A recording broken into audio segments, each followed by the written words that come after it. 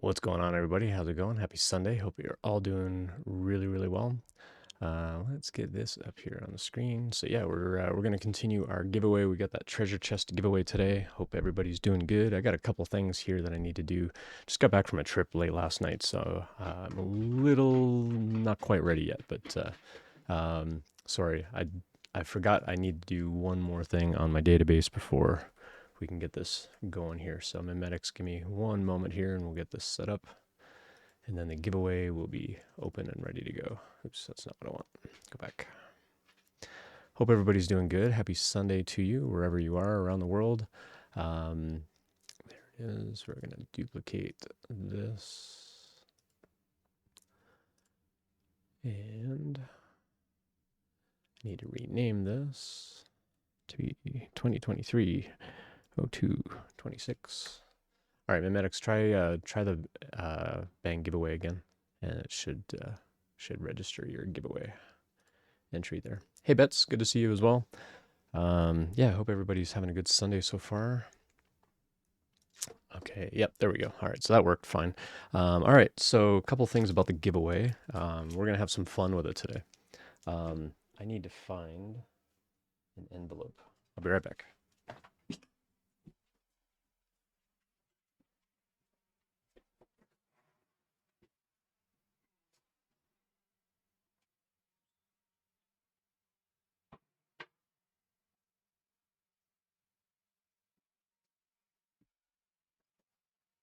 And of course, now I can't find my envelopes. So I'm going to do this instead. I'm going to get a piece of paper.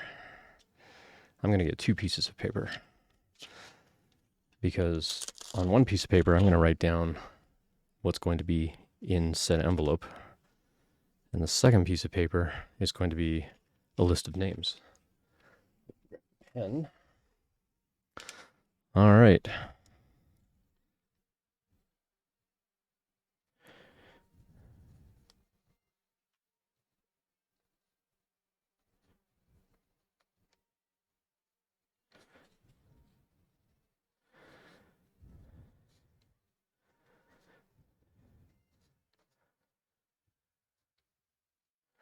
All right, so on this piece of paper, I have what's in the envelope. So that's what this piece of paper is. This piece of paper is going to have a list of names on it. So what we're going to do with the giveaway, depending on how many people drop by and how many people actually enter the giveaway, you're going to have the choice of gifts. So I wanted to get a little bit creative with the giveaway today. So everybody around the world is welcome to enter the giveaway today. There's no restriction on who can enter. But what we're going to do with the giveaway is we're going to let you have a choice. If you are outside of the United States, you are automatically going to get what's on this piece of paper. I'm going to write down your username and you're automatically going to get what's on that piece of paper. If you are inside of the United States, if you are the first name that I draw and you are in the United States, your name's going to get added to this list. If you are a subsequent name drawn, you will have the choice of the treasure chest or to be added to the list of what you're going to get on that piece of paper. As soon as somebody chooses the treasure chest, the giveaway is over. So we're going to have a little bit of mystery involved here. So we have the treasure chest and we have this mystery piece of paper with a prize on it. And everyone that enters, that chooses that gets put on that list, they're going to get what's on this piece of paper. They're going to get what's on here. So you will have the choice of being added to that list, or if you're in the United States, you can choose to get the treasure chest. But once somebody chooses the treasure chest, the whole giveaway is over. So that's going to be our catch for the day. So thought that would make it a little more interesting. It'll be kind of a, not quite the TikTok thing of like, you know, do you take the money or double it and give it to the next person kind of thing, but it'll be a little bit like that. It's not, I'm not like doubling the values of anything as we go, don't worry. But anyway, hope you're all doing fantastic. Good to see you all there. So interesting twist. Yeah, I wanted to change it up a little bit. So we've got the treasure chest. So I've got one resume review to do today. And if anybody's got interview questions and career prep types of questions, absolutely ask those. Or if you just want to chat about, whatever comes up, I'm happy to chat about whatever comes up. Primarily, though, Sunday's stream is for career prep and interview prep types of questions, but you will need to be in chat. So if I draw your name and you're not here, I'm going to draw a different name. And so you're going to have the choice. If you're in the United States, you will have the choice between the treasure chest or the list, or to be added to the list. And everybody on that list is going to get what's on this piece of paper. Or you can choose the treasure chest. But once somebody chooses the treasure chest, the whole giveaway is over. So I thought that would make it a little more interesting. See what everybody wants to do. So everybody from around the world is potentially eligible to enter. And then if need be, we can chat about specifics offline for something like that. So thank you to Bets and Mimetics for getting in the giveaway. There are other people viewing, so if you want to get in the giveaway, everybody's qualified to enter. So you can absolutely get in there. Cool. I'm going to go set up a browser for the resume review. So I'll need a few moments for that. But yeah, what else is going on for everybody this weekend? Hope everybody's staying warm and safe. If you're in the U.S., we had this ridiculous storm kind of go across the country. I actually hit the storm on my way out of Denver. The storm hit while I was in Detroit, and then it kind of cleared up long enough for me to fly home. It was a little bumpy coming home, but completely overcast and like flying back over the country where there wasn't cloud. It was like everything was covered in snow and ice that I could see from the plane flying home yesterday. And then, by the time you get your luggage and get home and whatever, it was kind of late. So yeah, it's good to be back home. I was in Detroit for a couple of days doing a technical talk at a conference and had a great time. Met a lot of really fun people and looking forward to participating in that conference again in the future. So yeah, so if you're watching, exclamation point giveaway, everybody's eligible. So hop in that giveaway, and depending on how many people enter, I'll draw names every 15 to 30 minutes. So if we don't get very many people, I'll draw names every 30 minutes. If we get a lot of people in here, go invite friends. Tell them to come over. Tell them there's a big giveaway going on, and we'll draw names. And once somebody picks the treasure chest, the giveaway's over, and we'll start to wrap up the stream at that point. Once we talk about what the actual prizes are and what this mystery gift is all about, and so on and so on. So yeah, so let me go get a browser and stuff ready for that resume review. So let me go get that taken care of. But yeah, what's going on with everybody else this weekend? What do you got going on?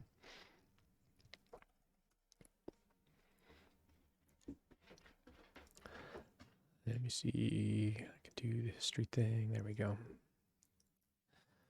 One thing I really like about Chrome is it's got this whole like open all these tabs you used to have open kind of thing. It makes it a lot more convenient for pulling up old browser windows and such. Let's see, you're gonna name that one tag.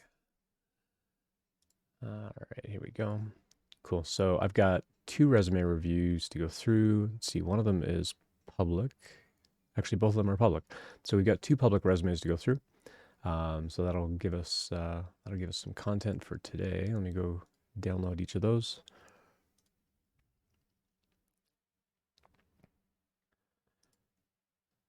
Download. We'll call this one resume 1. Go grab this other one. Oops, that was that one. And we'll go grab the second resume here.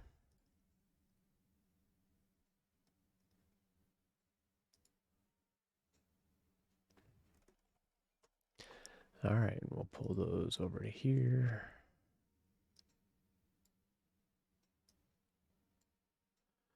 All right, so one of them was anonymized, one of them was not anonymized. Hey, Attila, thanks for the sub. Appreciate that. So all subs go into our diversity and tech fundraiser, and so even though you subscribe with Prime, I'll be taking like my share of that Prime and I'll be putting that into our diversity and tech fundraiser. So I appreciate that. You can do !money if you want to see like all my transparency about money that makes a streamer and how I put that into a diversity and tech fundraiser that we're constantly raising for. So right now we're raising for a group called Unloop, which gives people who have been incarcerated a chance to get into the tech industry once they get out. So I'm a big believer in second chances and diversity comes in all forms. And so I'm a big fan of helping people out there. So if you care to donate to that, once we hit that $1,000, well, it's set at a $2,000 goal. Once we hit $1,000, I match that. Once we hit that $1,000, we'll do another really big giveaway. So we got lots of giveaways planned. So we've got this one that we're doing today. When I hit 2,000 followers on Twitch, we're going to do another one. When we meet our fundraiser goal, I'm going to do another one. Also, if you're interested in the email series that I have, I'm going to start drawing next quarter. So in Q2, I'm going to start drawing names out of my newsletter subscribers randomly once a month. I'm going to draw a name out of one of the 3 newsletters and randomly ping that person and say, hey, by being a subscriber on the newsletter, you were eligible for this giveaway thing and I want to send you this thing. And if you respond, I'm going to send you some sort of like little 3D printed kind of thing. So just as a thank you for being a subscriber. So let's see what else. Betts has been busy building a Lego Broadway theater. That sounds awesome. I've thought about some of those big Lego things, like the big buildings, but I don't really have a good place to put something that big. I have some little shelves and stuff that I'm going to be putting on like this little wall right here, maybe above the screen. So if I kind of zoom out on what you all see here, is I've got a bunch of empty space on this wall. This is one of Babe Ross's paintings. I've got another one of her paintings I may put up here, but I've also got like this whole wall here is like probably 5 feet of just empty wall. I'm probably going to put some shelves on this wall. I don't know if I'm going to do the hex wall. I might continue the hex wall on this side over and hang like little shelves to put the little Lego models that I build. I still want to get the trench run back up and running with the pew pew command. And we still have to add the lights to the BD1. I was trying to think of a way to like put them here on the kennel here behind me. But I've also got space like up here along the top that I might hang some stuff to and put some shelves in there. I don't know. We'll have to see like how big the models are and how heavy they are and how much weight those shelves can hold and stuff like that. But we'll get there. We'll get there at some point. But Broadway sounds really cool. We almost took a road trip. We took a road trip back in 2021, and initially we were going to drive out to New York and see if we could go to Broadway and stuff like that, like take the kids out and go see a show and stuff like that. But Broadway is still shut down. They didn't have anything open. We were planning on going in like June or July, and things weren't opening in Broadway till like September that year. So we were going to miss all the shows and stuff anyway. But yeah, Lego version of Broadway sounds pretty cool. We did, is it Legoland out in San Diego? And they've got like just tons of stuff built out there. Like you can actually walk through like whole neighborhoods that they've built out, like New Orleans and Vegas and London and stuff like that. And you can see all these, big, common kinds of things all built out of Lego that you kind of walk around. The buildings are like this big kind of thing. So it was pretty neat to see. Memetics is trying to catch up on some work, doing a little 3D modeling. Awesome. What kind of stuff do you model, Memetics? And Attila, thanks again for the sub. Appreciate that. Always curious how folks find the stream and drop by and so on. So again, everybody's eligible for the giveaway today. So ! giveaway in chat, and that'll get you an entry. I've got 2 resumes to go through. So I'll review a resume and then we'll start drawing names. So again, if you're in the United States, you'll be eligible for the treasure chest or to be added to a list for a mystery prize. So mystery prize right here. So the first person that I draw from the United States, you're going to get put on the list.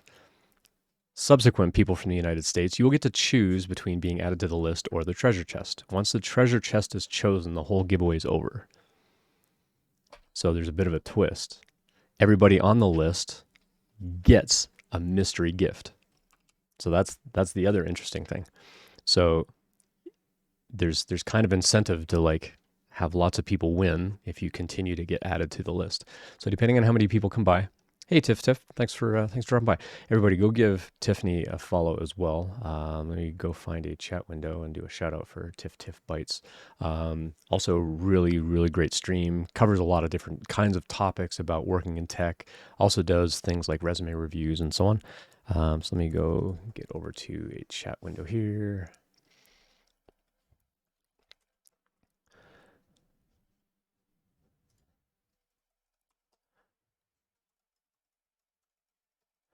There we go. So yeah, go give oops, there we go. Go give Tiff Bites a follow as well. Really great stream. Really chill, really low key. Really likes to help people out as well. So we got lots of fun stuff. Exclamation point giveaway. Everyone's eligible. I'm doing really well, Tiff. I just got back from Detroit. I was speaking at a tech conference out there. So I got back kind of late last night. Got some good sleep. Hotel rooms are comfortable up to a point, but I miss sleeping in my own bed. So it was nice to get a good sleep last night. And then I'm like, oh, I got lots of time to get up this morning and get everything ready. And then I realized like, oh shoot, I gotta start streaming like right now. So I came racing downstairs, and now I'm trying to get caught up on everything that I was supposed to set up before I started streaming. So, yep. Mainly trying to improve my Blender and Fusion 360 skills, playing around with a few different print and place models. Cool. I've got 2 articulating models on Cults 3D. Sweet. Feel free to post the link on that because I'm always curious to check things out, especially articulated models. Time does go by really fast. So we had Tiffany on the stream. Gosh, was it a year ago? Feels like it was well, it would have been last year, but I think it was last summer. I think we had Tiffany on the stream just to kind of hear other perspectives. Tiffany helped with some resume reviews on the stream.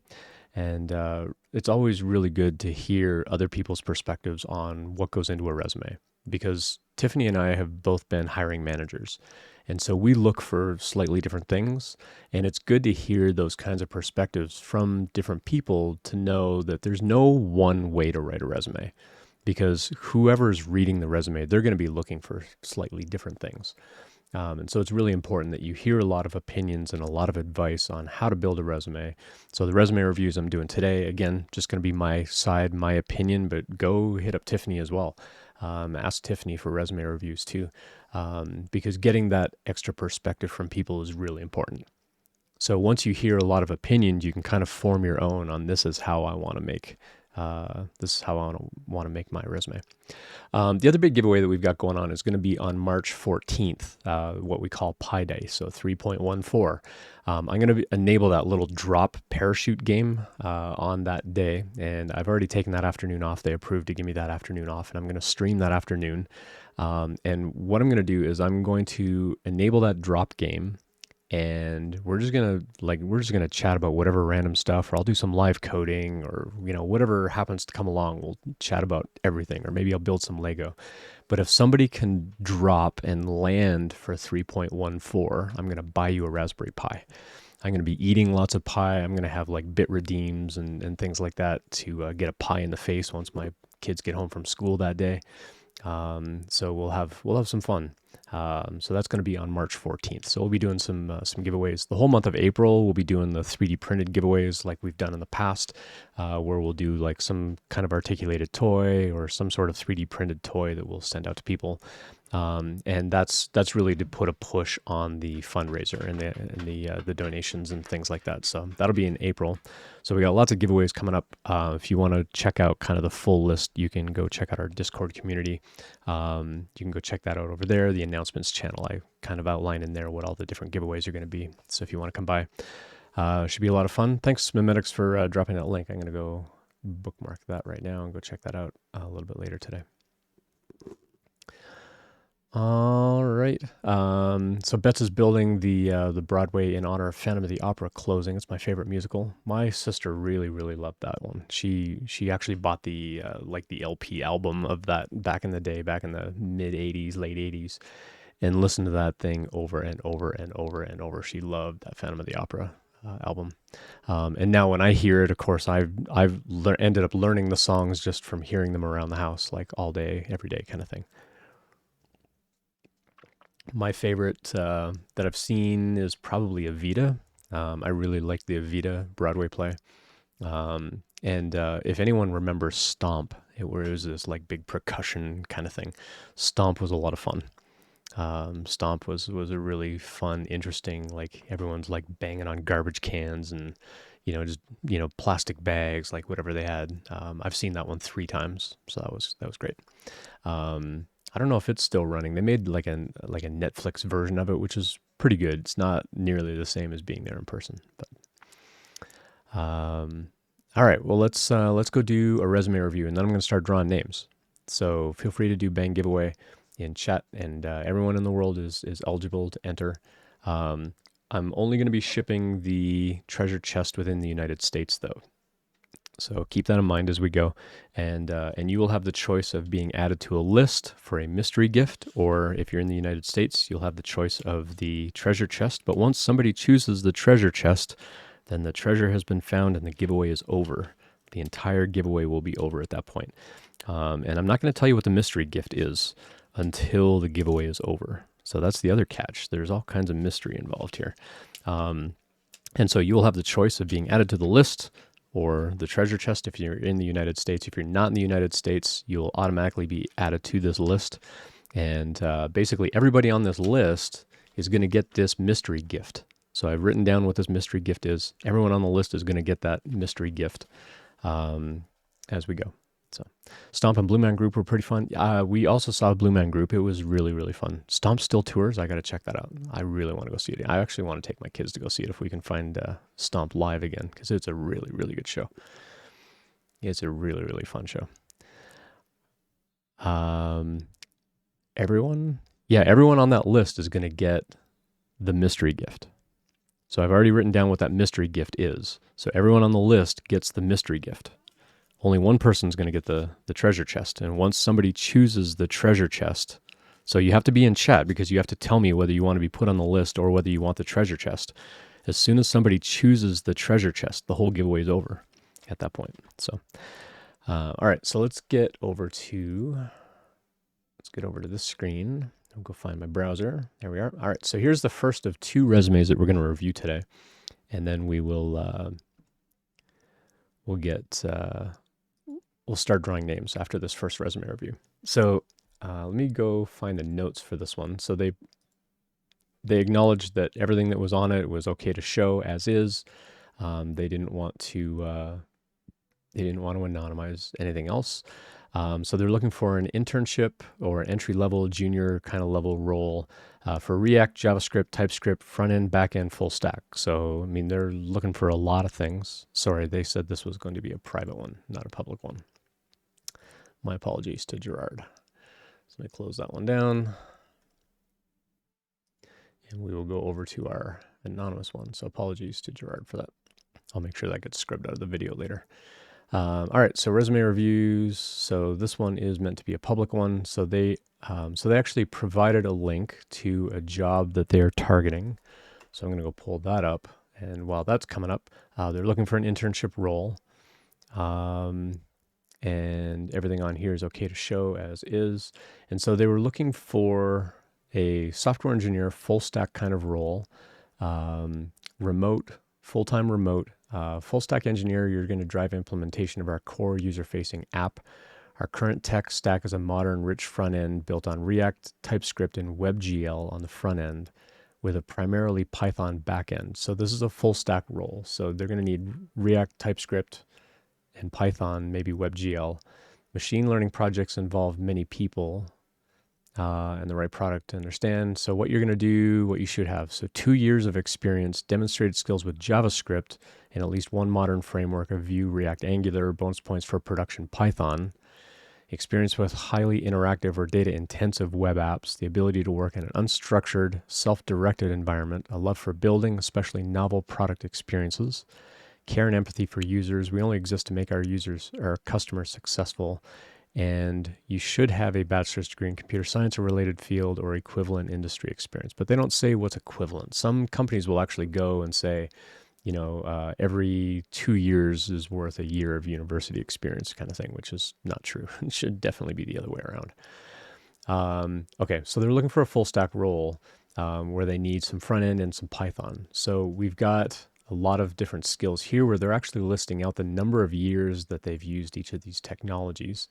So they kind of lump all of front end together into 3 years, but then they kind of call out all these individual skills with their amounts of time.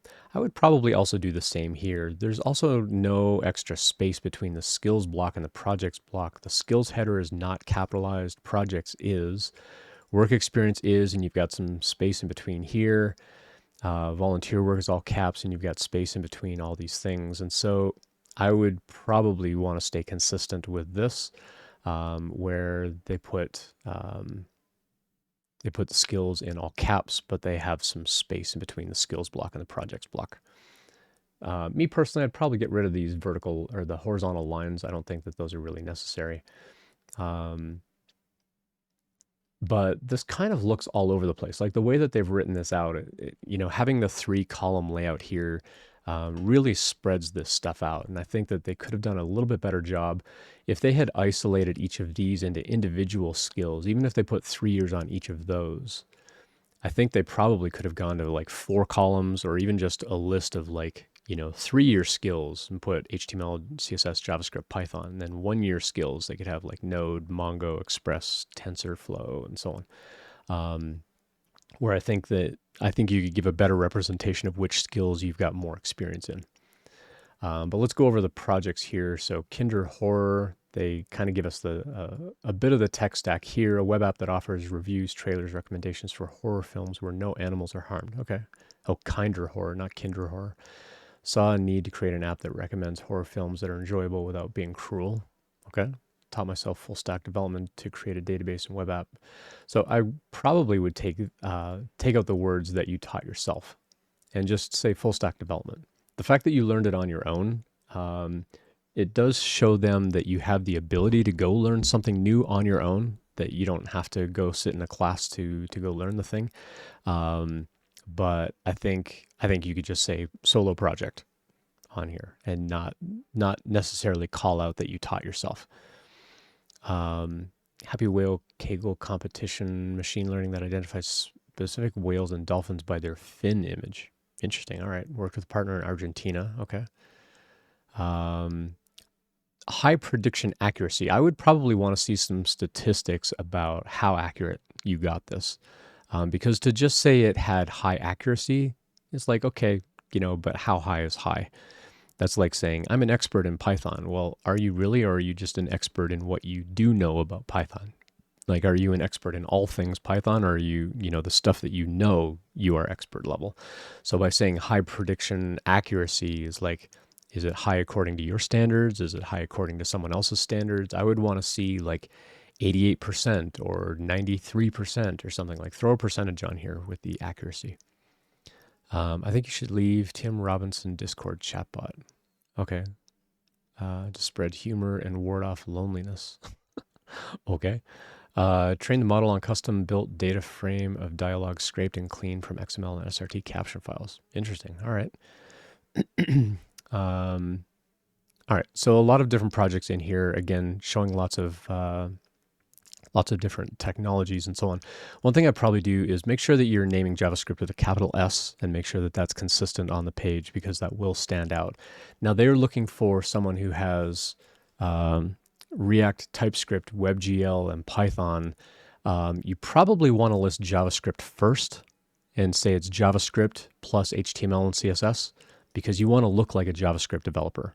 Right now, you're looking like a UI developer who knows some JavaScript by putting them in this order. The fact that a lot of these things are going to need a lot of that sort of algorithmic thinking, I would probably be listing JavaScript first and then adding HTML and CSS on the other side of that.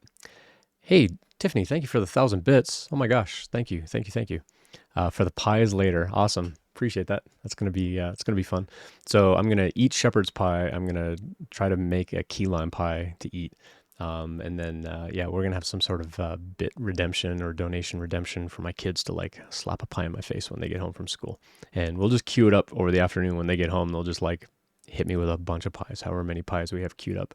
So it should be fun. Thank you for that. All right, so let's go back to the resume here. Oops. So lots of good projects on here. Again, I would like to see more quantified information, like created customized sites for performance industry professionals, but like how many? Did you do it for 3? Did you do it for 50? Like how many of these things did you make? Or is it a single portfolio site? I would also love to experience what you've built. They've anonymized their LinkedIn and their GitHub, so we can't actually see those. Well, actually, I can because they anonymized the text, but they didn't anonymize the link. But I would love to actually see a link on here to actually go see what you've built. Because right now I would have to go look at your GitHub portfolio, try to find the project on there, and then see whether you actually give me like a production URL. Because right now you're telling me about all this stuff that you've built, but I have no way of actually going and experiencing it. You don't link to a GitHub repo here that I can actually go look at the code. And that might be something that'll help you stand out a little bit. Seeing that you've built these projects is okay. Like knowing that you've built these things and you can talk about them, that's fine. But having a portfolio link or something like that where I can go see it just gives a little bit of extra proof that you can really, you can actually build these things, that this stuff's actually yours. So that might be one thing to think about there. Okay, so work experience, freelance web developer for the last October, November, December, January, February, the last 5 months. So they were hoping that you had 2 years of experience. They're going to look at this and say, okay, you've got about 5 months of experience, built a mixture of full stack front-end solutions in HTML, CSS, and JavaScript. So again, you're kind of putting JavaScript at the end of the chain, which again makes me think you're more of a UI UX developer than an actual programmer. So you're going to want to put JavaScript in front of it because they're looking for people with JavaScript and Python skills. So you want to look like a programmer who also knows UI. For anybody else coming in, we do have a giveaway going on. You can do !giveaway at any time to enter that giveaway. And I'll talk about what the giveaway is about here when the resume is over.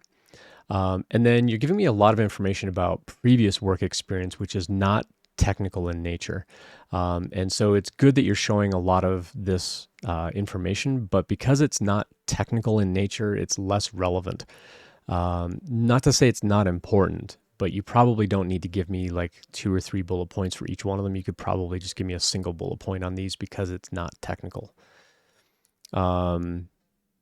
Education, same thing with the education, like, having computer science courses, definitely want to keep that kind of stuff on there. Tutored math to hundreds of fellow, okay. So hundreds of people, like tutoring hundreds of people, like were you running classes like that? That's where like people are going to look at that and go, was it really hundreds? So yeah, you might want to quantify that and qualify that a little bit more, because hundreds, is that like 200 or is that 900? Like how many hundreds? And so you might want to get a little more realistic with the numbering there if you can.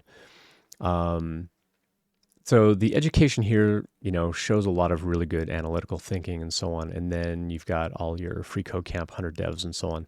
What I would probably do with these is I would probably put some dates on this so that they can see how recently you took the web development courses versus your other university classes. Because these things were probably newer, you probably want those to show up as like more recent education. Because right now I would read this and go, okay, you got your master's, and before that you got your bachelor's, and before that you did all of this stuff. So did you do all of this stuff 6 years ago before you started all of your degrees? You might want to throw some dates on here just to show like when like the year that you graduated with each of these degrees, and then just put a month and year or something on these other certifications. I think that would be helpful. Achievements, again, if this kind of thing is important to them, leave it on here. If you're just putting it on here to fill space, then I don't know that this is as much as important. I mean, I love stand-up comedy, so don't get me wrong on that. I love stand-up comedy, but for what this company is doing, is it important that they know that? I don't know that it is. So what I would probably do is expand a little bit more on the project work that you've got. So here's what I would do. I would reformat the skills block here a little bit to better group up the things that you have by the number of years of experience. Now, you say you have 3 years of Python experience. you've got 2 projects on here that are Python in nature, but again, you don't put dates on here. So there's no way to verify on here when you did Python work, because the only technical work experience that you're listing shows JavaScript, and that's only 5 months worth of work. So they're hoping for 2 years of professional development experience, which is to them means you've been paid as a developer. So if this is just stuff on the side, you know, some people will look at that and go, well, I've been programming for 3 years, but if it's not full-time programming, then they're going to discount it a little bit and say, okay, well, it wasn't really 3 years of experience. They might say, you know, if you broke all that down over the 3 years that you've been writing Python code, if you pulled all that down into like just a full-time job, it might have been like 4 or 5 months worth of Python that you spread out over 3 years. So have you been programming every day, you know, Monday through Friday, like business days? Have you been programming full-time in Python? That's really what they're looking for in that job. Now, I would say apply for that job anyway, but I think that you should still group the skills here a little bit better, just to show what skills you have in a professional manner. And then you might want to put some dates on here to show I've got so many months or so many years of actual Python development building out this project. Because again, without a link to the GitHub project or a way to go see the project, I can't build a good relative sort of like time frame of when you've actually done this programming. And so I think that that's something you should definitely get on the resume and talk about a little bit more on the resume here. Because otherwise it looks like you've only been programming for 5 months and none of that was actual Python. So how can you claim 3 years of Python experience? You built 2 projects. How long did those projects take? So what I would probably do is I would reformat the skills block a little bit. I would explain a little bit more about the projects and keep the freelance web developer on page 1. Page 2 is everything else. So that shows you kind of visually, you've got about this much extra space to use up on page 1. And then on page 2, you can list the non-relevant technical work experience. Now, if you want to bring the Free Code Camp 100 Devs and Kaggle certifications, if you want to bring that up to page 1, you could. Because it's that way, page 1 is all of your web development work. Page 2 is like everything else. And you could list out this other stuff on page 2. So that would be the alternative there. So page 1 is just the relevant experience, and page 2 is the less relevant. Not that it's not relevant, but it's less relevant to being a programmer for that particular company. And then because they're looking for people that have worked in data-intensive web apps, maybe know a little bit about machine learning and so on, again, that's where I think you could maybe talk a little bit more in these projects about how you built them up, how you did the modeling, just to show a little bit stronger link to the value that you bring to the company. And then if you do need a little bit more room on page 2, because page 2, you kind of start that margin right at the very, very, very top here, where, well, you kind of do on page 1 as well, but you may want to duplicate your contact info on the top of page 2 as well.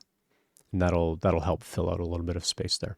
So page 1, reorganize your skills, talk about your projects a tiny bit more. Maybe only put 4 of the projects and talk about them even more instead of 5 projects, unless you think that all of these are most relevant to what their job is asking for. Keep the remote web development experience on there, and then maybe move up the Free Code Camp 100 Devs Kaggle certifications up to page 1, so that all of that is web related kind of stuff, and then put all this other stuff on page 2. All right, so that's our first resume review out of the way. So let's head back over to here. So exclamation point giveaway for the giveaway. And we'll chat about this. So chronological order for the achievements. Yeah, I agree, Dota. Hitakuri, good to see you as well. Haven't seen you in chat in quite a while. I'm going to get caught up here. Madeline, drop by. Good to see you. Cool. So for the giveaway, so what we've got is you can enter the giveaway. Everybody around the world is eligible. If you are not in the United States, you're going to get added to a list, and that list is going to get a mystery prize. So everybody on the list gets a mystery prize, and it's all the same prize. So everybody gets the same prize if you get put on the list. If you're in the United States, you have the choice between being put on the list or getting the treasure chest. Okay? As soon as somebody picks the treasure chest, the whole giveaway is over. Okay? But as I draw names, if you want to be put on the list, we're going to keep it going. All right? And everybody on the list gets that mystery gift. And then as soon as somebody from the United States picks the treasure chest, the whole thing's over. All right? So I'm going to start by drawing a name now. And you have to be in chat because you have to tell me where you live. So if I draw your name, you need to tell me, are you in the United States or not? If you're not, you get put on the list. If you are, the first person in the United States gets put on the list. After that, you get to choose the treasure chest or the list. Just that way, we've got some people on the list, just to keep it more fun and interesting. So I'm going to go ahead and draw a name right now, and then we will continue on. So let's see how many entries have we got here. We've only got 2 entries. We got all kinds of people viewing, and only 2 of you entered. So I'm going to wait for a moment for a bunch of other people to do exclamation point giveaway, because right now we've only got Bets and Mimetics in the giveaway. So I'm going to wait for a moment while some of you enter the giveaway. It's open for everybody in the world. So don't feel guilty about it. You're not taking anything away from anybody. Exclamation point giveaway, get in there. There's Dota 2. And I'm just going to keep drawing names. So go invite people over. We're going to have some fun with this today. We're going to see let's see how many people we can get on this list today. The more names we get on the list, the more interesting this is going to get. So go invite some friends over here. Get them in the giveaway as well.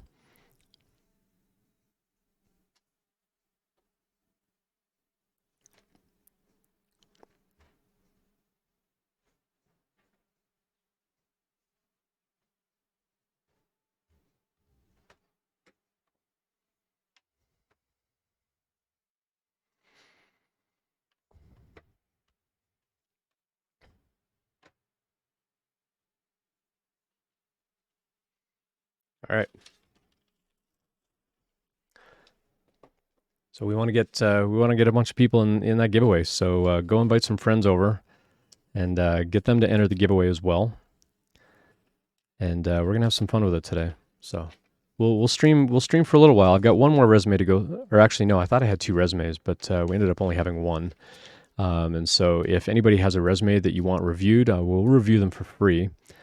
So you can pop that over here, and we'll do as many resume reviews as folks want. Or if you want help reviewing a company, like if you find a job post and you want to go apply for that job, do you have a post I can post? I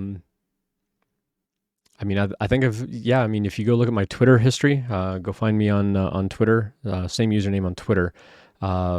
I've got a link on there saying I'm giving this thing away, so you can just go retweet that with a comment, and post something in there. That'd be super helpful. Appreciate that. Or you can just link to my, link to the channel here. Just post your own thing and link back to the stream channel here. Either way, it'd be great.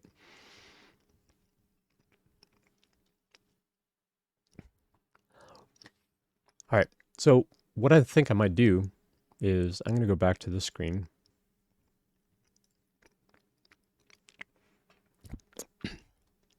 Let's do a job post review. So this is a job post that our anonymous person wanted to apply for. And I think that there's some stuff in here that we could probably improve for this company. So this is something that I do a channel point redeem for if folks want, if you want a critique of a job post.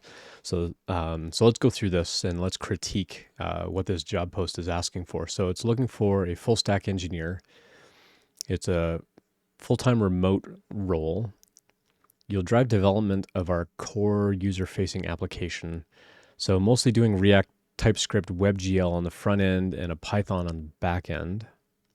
In addition to building out a well-engineered app, you'll also be heavily involved in product iterations, okay?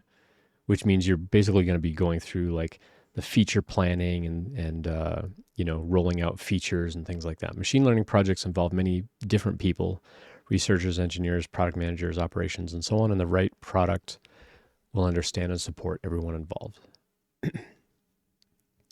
So what you're going to do, you're going to drive product development of our user-facing app. Yeah, you already told us that up here. Both through incremental improvement and entirely novel features. So they haven't said necessarily that you're in charge of coming up with those features. That's typically going to be a product manager role. But they'll probably want your feedback on like what can be built and so on. So improve our existing technical foundations. So they're gonna have some expectation that you can look at code and find ways of improving and like refactoring code for more optimal use later. So cleaning up what we call technical debt and influence our technical direction and strategy. This is like playing into like intermediate level, almost senior level. This is certainly looking at more senior level, influencing technical direction and strategy. That's going to be more senior level. So the fact that they're looking for someone with 2 years of experience and they're expecting some skills that are more along the line of what a senior developer would do is a little bit concerning. Work closely with our customers to build the right product that lets them succeed. So that's not typically something an engineer would be doing. That would be something that a product manager would be doing, or customer support would be doing, or having like advocates within the company. That's something that they would be doing. That's not something that you would necessarily be doing as an engineer. That feels out of place. As a full stack engineer, you're probably not directly interfacing and interacting with customers. So working closely with customers to build the right product, like someone else should be working with the customers to then sort of mitigate, these are the features, these are the changes that we're going to make, get all that stuff planned out, and then like go figure out how to build those products. Help set the tone for future hires. Okay, that's fine. That's a culture thing. So you should have 2+ years of professional development experience. So again, when they look at experience, most companies are going to consider professional experience as experience where you got paid. Demonstrated skills with JavaScript, at least one modern framework. Bonus points for production Python experience. So bonus points for production Python. This is fine. Demonstrated skills with JavaScript, at least one modern framework. Experience with highly interactive or data-intensive web applications. Okay. So again, this is going to be like UI, but also algorithmic thinking. So the algorithmic is going to be the data-intensive side of it. The UI, UX is going to be the interactive side of it. The ability to work in unstructured, self-directed environment. This has me a little bit worried. If they're looking for someone with 2 years of experience, it needs to be a little bit structured. So either this company is really, really small, or it's a little bit chaotic. There should be some definite structure around, this is how we plan what we're doing. This is how you know what you're working on. This is how you're going to change from one priority to another. Like there should be some process involved. This sets off a minor flag for me that they're calling out the fact that it is unstructured. Self-directed, I mean, that could just mean like, hey, you know, when you finish a piece of work, you just go grab whatever's on the top of the list and you go work on that next thing. That could be fine. A love for building, especially novel product experiences. Okay. Care and empathy for users. We only exist. Okay. Bachelor's degree is a should have. Or equivalent industry experience. But again, they don't say like, oh, so many years of experience instead of the degree or anything like that. So aquarium, machine learning is eating the world. It's a bit aggressive. However, though it's easier than ever to build a prototype of a machine learning system, it's still extremely difficult to build, maintain, and improve machine learning systems in production to solve real-world problems. Aquarium helps teams ship better ML models faster to enable the next generation of revolutionary AI applications. Okay, so this is telling me a little bit more about kind of the scope of what you're going to be doing in this job. So this job is helping other people improve their machine learning. So you need to have a really good understanding of machine learning in order to help other people improve their machine learning. It's backed by top investors, including Y Combinator, Sequoia. Our customers span many industries. So Y Combinator and Sequoia, those are going to be good mentors from a company point of view. Our customers span many industries from robotics to agriculture to construction. We're looking to grow our team with awesome people who will shape the future, both as a product and as a company. They don't tell you a whole lot about this. It's a little bit vague. Overall, I think the structure of the job post is pretty good. There are a few things that are a little bit vague and a few things that kind of stand out as like a bit of a warning flag. The main one here is like improving our existing foundations and influencing technical direction and future strategy kind of thing. That might be a bit much if you've only got 2 years of experience. If I were to rewrite this, I would probably start out a little bit more like you would have to know who Aquarium is, before like just finding this full stack role. Because when I first looked at this, not knowing who Aquarium was, I'm like, oh, they're looking for a front-end developer who has some Python on the back end. It wasn't until we got all the way down here at the bottom that I realized like, oh, Aquarium's actually a company that helps other people optimize their machine learning. And so, there's going to be some front-end work, but they're going to be looking for a lot stronger, like algorithmic focused type of engineer. And I think that shifts the sort of the position a little bit. But trying to improve existing foundations, influence technical direction, strategy, you're going to have to be really well versed on machine learning and the different kinds of machine learning if you're going to help other customers, improve their own, like helping them build them fine, maintain them fine, but improving them.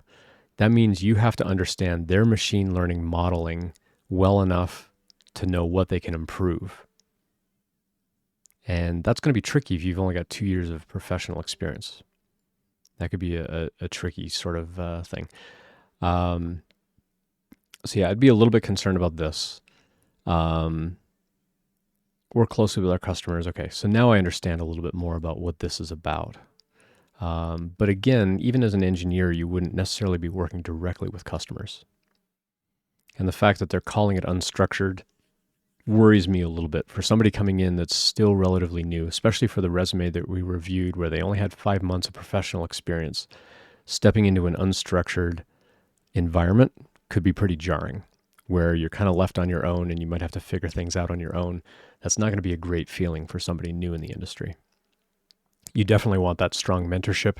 And so if you are brand new in the industry, you probably don't want to target a startup unless you really are a self-motivator and you can sort of figure out your own way with minimal sort of position, like they kind of point you in the right direction and give you a bit of a push.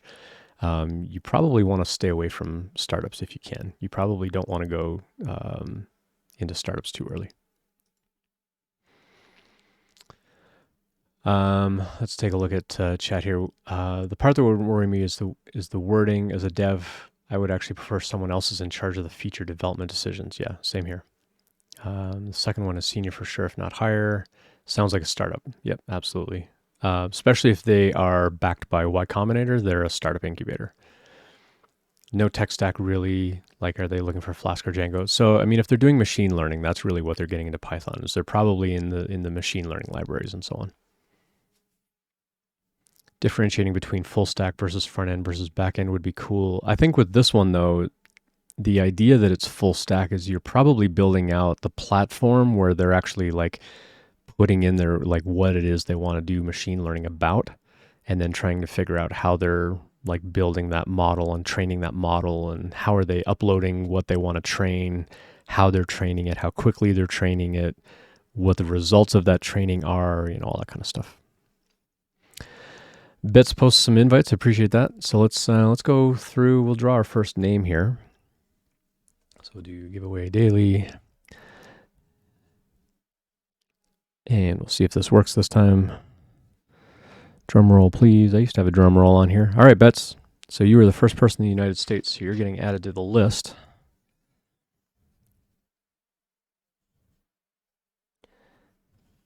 So again, the first person from the United States gets put on that list. Subsequent people from the United States will get to choose between the list or the treasure chest. So Bets is already on the list. So Bets, you're on the list already for the mystery gift, and we'll share more about that mystery gift as we go through.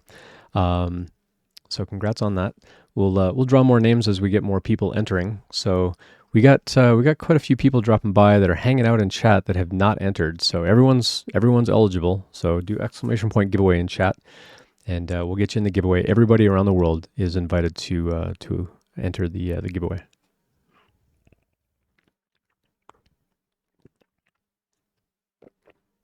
So yeah, we're gonna have some fun with this today. So it will be a bit of a mystery. We're gonna keep that mystery list a mystery for a little while yet, and then we'll share a little bit more information about that kind of as we go. So, alrighty.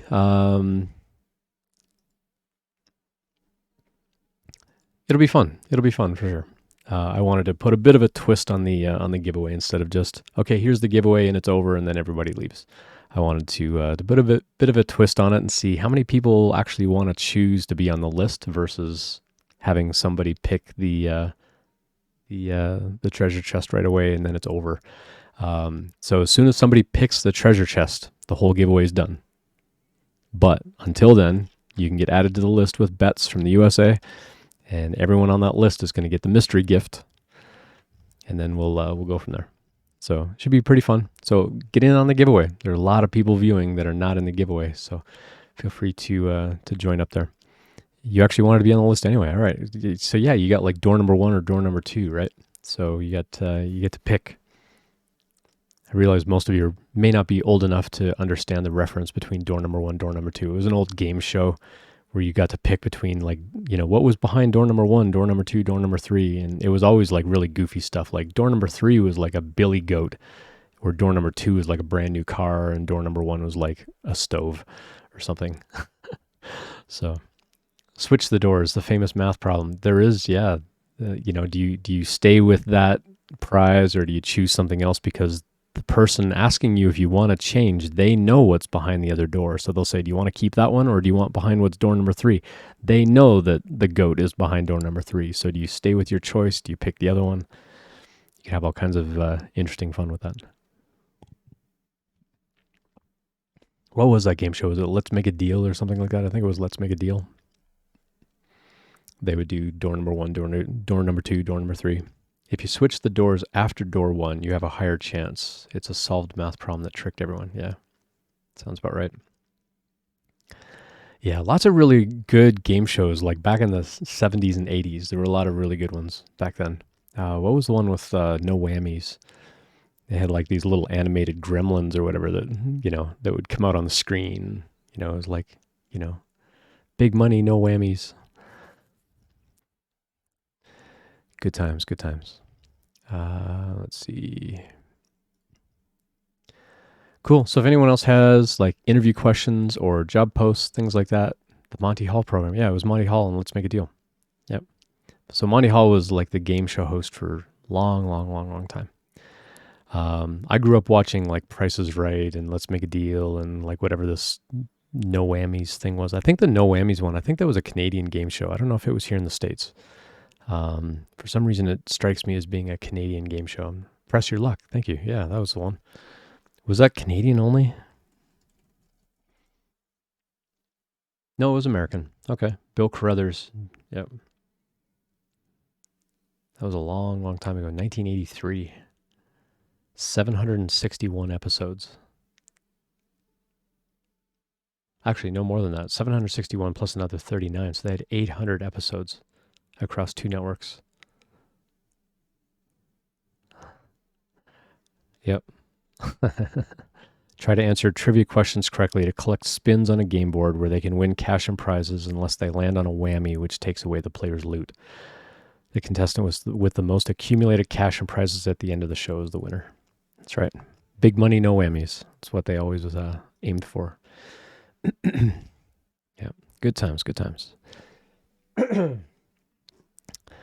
Cool. What else is going on with everybody this weekend? Dota 2, what do you got going on? I sat in on one of Dota's streams the other day. You were working on some stuff.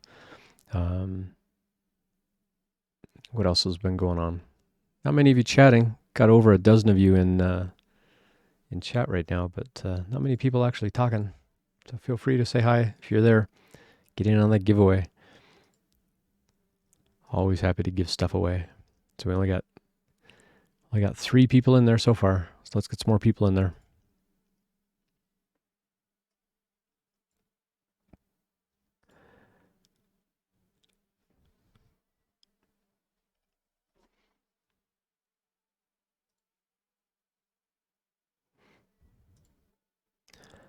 Madeline of Rivia is here. Hello.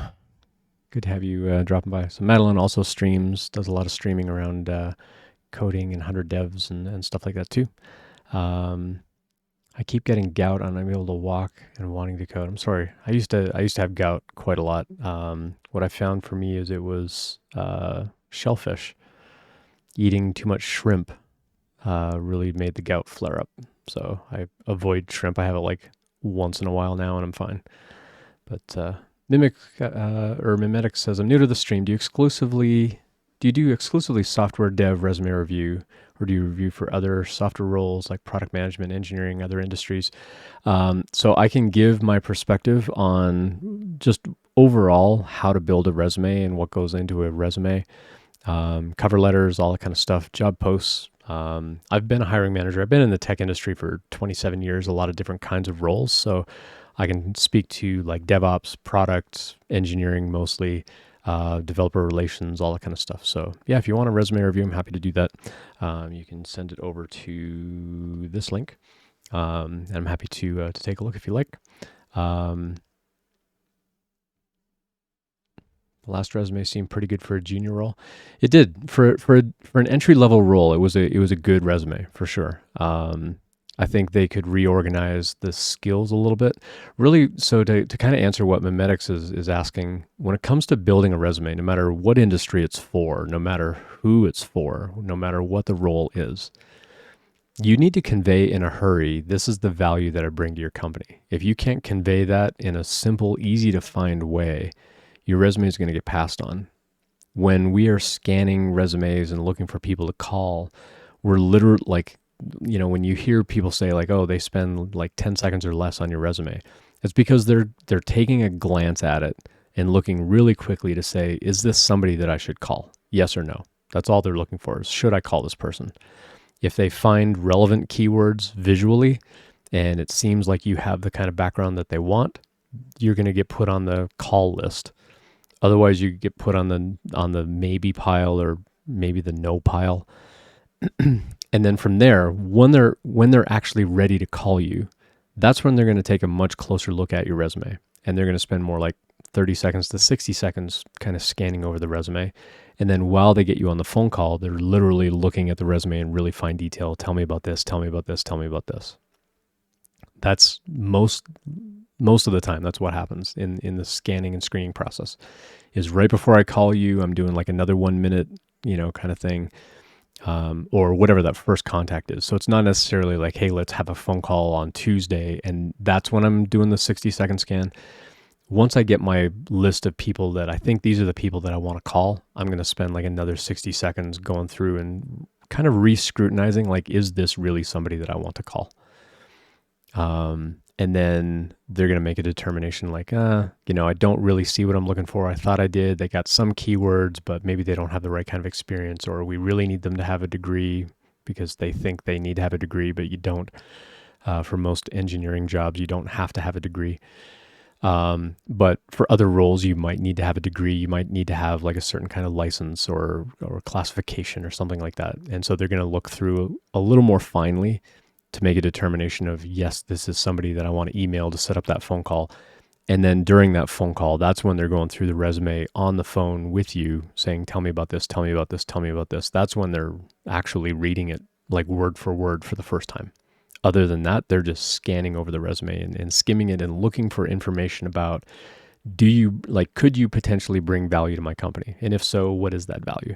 That's really what they're looking for.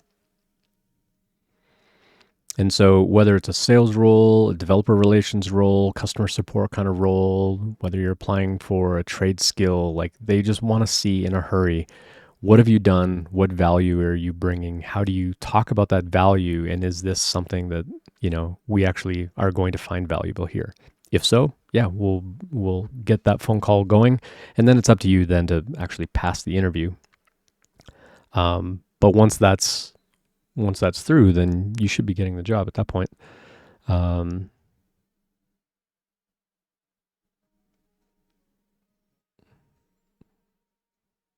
Sorry, I got some notifications here. I'm just trying to clear off. So really, when it comes to the resume, what I generally recommend folks to do is go build a really big resume with all of your skills, all of your projects, all of your background, all of your work experience, lots of bullet points for all of that stuff. Even if it's work experience that you don't think is relevant to a job that you think you're going to be applying to, you still want to build out that resume with all of that other experience. Lots and lots of bullet points. The resume is going to be huge, and that's not the resume that you're going to send to people. And I say this on the stream quite a lot. That's not the resume that you're actually going to send. But when you find a job post where you want to apply for a job, you're going to make a copy of that really big resume, and you're going to trim away all the stuff that company's not going to care about. So, for example, that last job post that we had, looking at the resume that the person was going to submit, it was a 2-page resume that was mostly not technical. You probably don't need to put a lot of the non-technical, less relevant stuff on there. It's like, yes, it shows that you have been previously employed, and yes, you have other bachelor's and master's degree in other fields, but because they weren't technical and because the background wasn't technical, it's not that you have to leave it off the resume, but it's less relevant to the job, and so you can kind of downplay it a little bit by minimizing certain bullet points.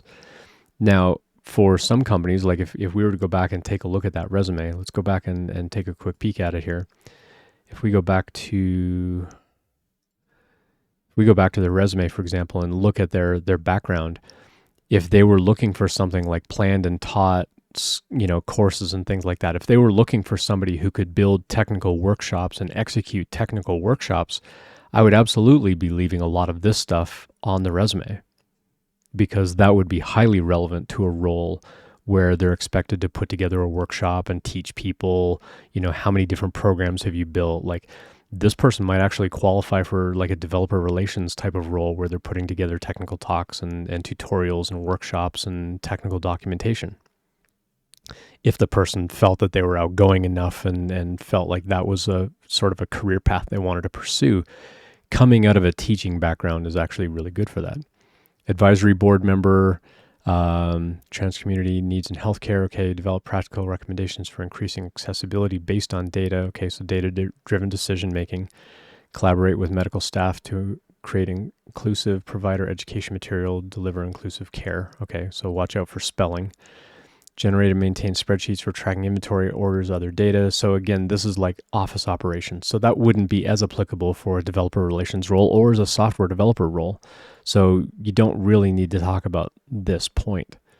But if it was a role where they need you to keep track of that kind of data, and this was going to be part of the role, then absolutely you would keep that bullet point on there. So being able to really look at what is the company looking for and what do I keep on the resume that I'm actually going to submit to that job versus what do I trim away to try to get it down to 1 page or 2 pages at most. And so by listing out all of your skills, all of your technologies, all of your projects, and speak to the projects in a lot of bullet points, because you don't necessarily know what job you're going to apply to and what's going to be most relevant. You want to make sure that you put the most relevant information on the resume possible, because you want to look like the best candidate for that job.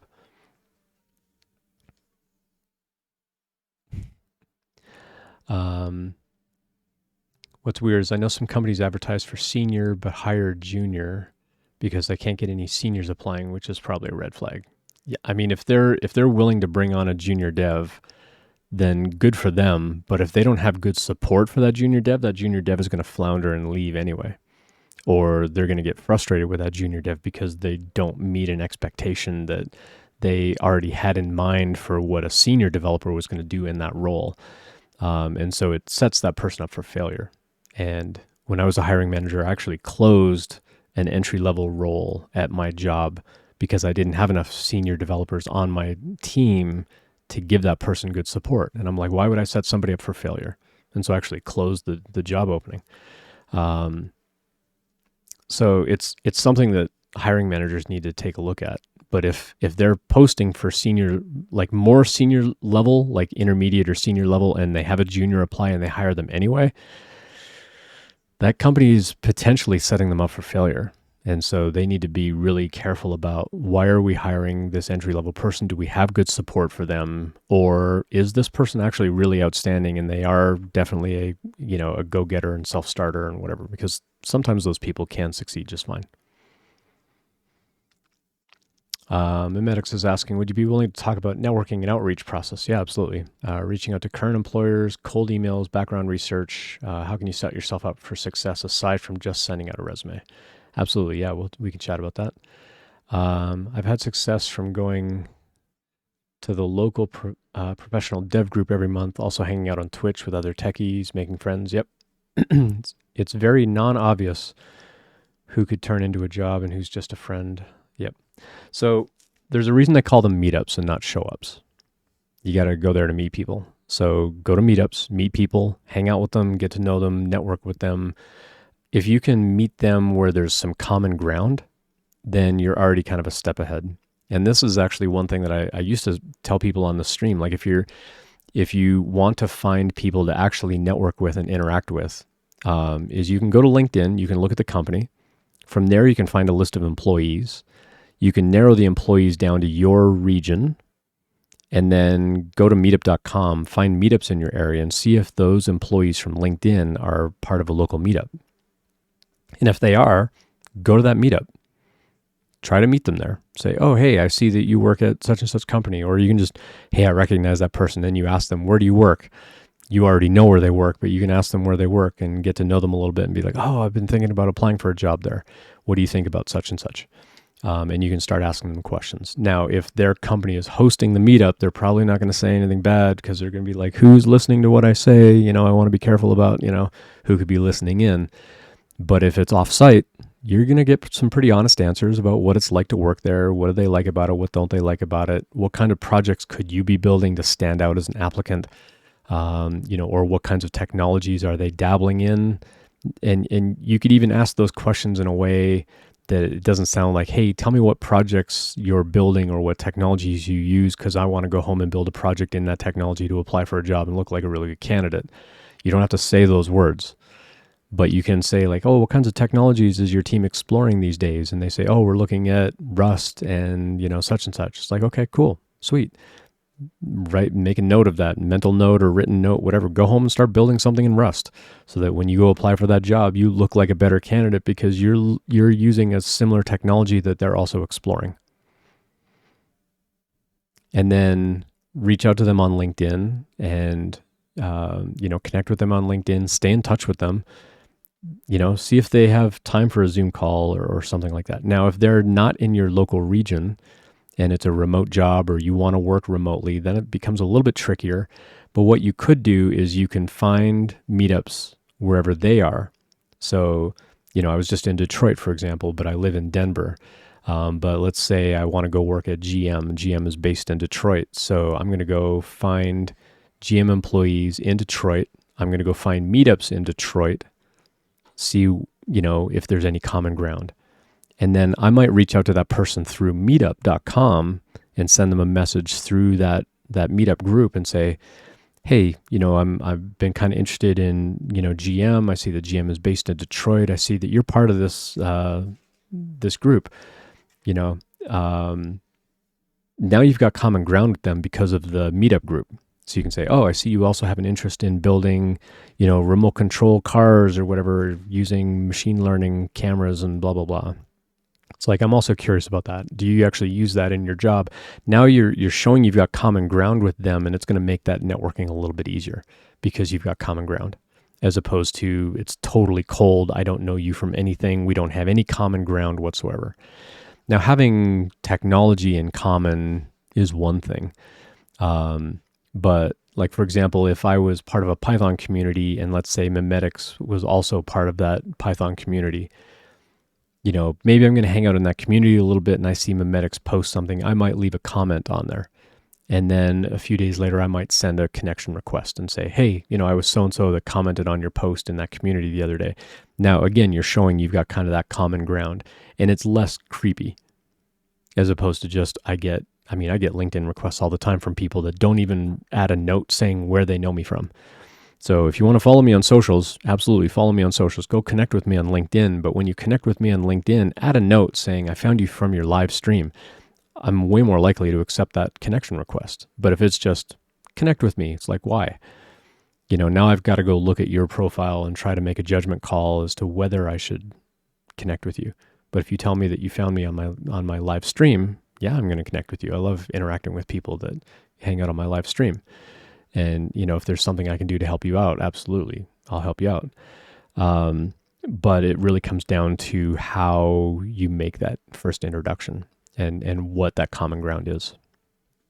So having some common ground where, it's not just technology, but like how they apply that technology, or you go to an actual meetup and you meet them there. But you don't want to be creepy about it. You don't want to seem like a stalker. Like, you don't want to show up at a meetup and be like, "Hey, I see that you work at GM. I found you through the GM employee list on LinkedIn, so I came to the meetup so I could meet you." That's creepy. So be careful about how you approach it. What you want to say is like, "Hey, where do you work? Oh, you work at GM. I've been researching GM a little bit. This is what I've learned. What kind of technologies are you into?" Even if you already know, you want them to talk about themselves. That's how you get somebody to like you, is make them talk about themselves. Because then it makes them subconsciously think that you're interested in who they are and things like that. And then they're more likely to like you. But you can ask them questions and then stay in contact with them after that. That's the best way to get to know somebody. It's an important distinction for sure. Yeah, you don't want to be creepy about it. You don't want to sound like a stalker. Even if you go through those methods to actually find people and figure out like, oh, are you part of this meetup or whatever? But you could also just reach out on Meetup and say, oh, hey, I see you're part of this group. Are you going to the next meetup? I'd be interested in connecting. Do you want to grab a coffee before or after, to chat about, what you do as a developer? I'm looking for a job in the industry. I'm just looking to network and meet people. I mean, that's why you go to a meetup. That's why they're called meetups, not show ups. Again, I like using that saying a lot. It's not a show up.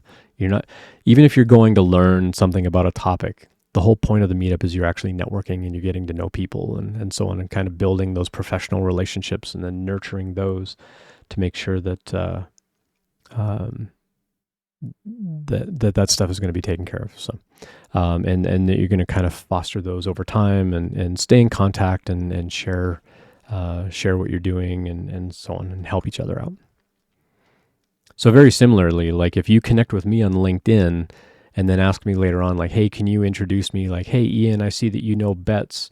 Can you make an introduction to Bets? It's like, sure, I'll make an intro to Bets, but you need to pay it forward. So, you should absolutely expect me to reach out to you at some point and say, hey,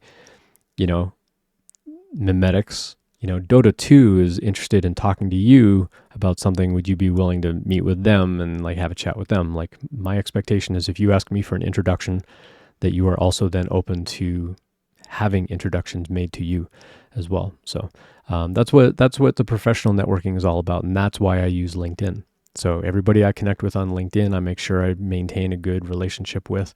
I try really hard not to just randomly accept, people, although I have had a handful of just random people, asked to connect with me, and I've connected with them because their background looks interesting or the company that they work at looks interesting. And so if someone else comes across my path and they say, can you introduce me to this person at this company? I'm like, yeah, no problem. And I'll make as many of those introductions for people as you want. All right. Giveaway daily. I'm going to draw another name and we'll see who we draw here. All right. Well, Bet's already got chosen. So apparently my bot doesn't recognize that someone's already been chosen.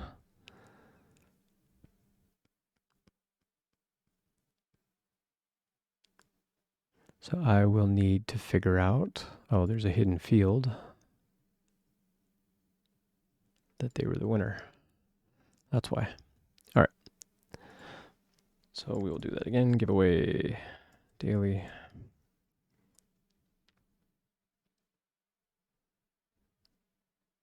All right, Mimetics. Mimetics, are you in the United States? We'll start with that as a question.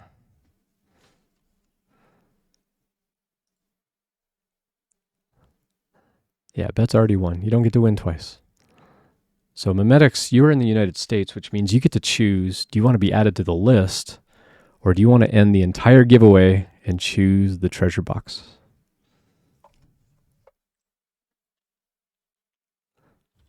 So you will get to choose. You're going to go with the list as well. All right, awesome. Mimetics is also going with the box. And then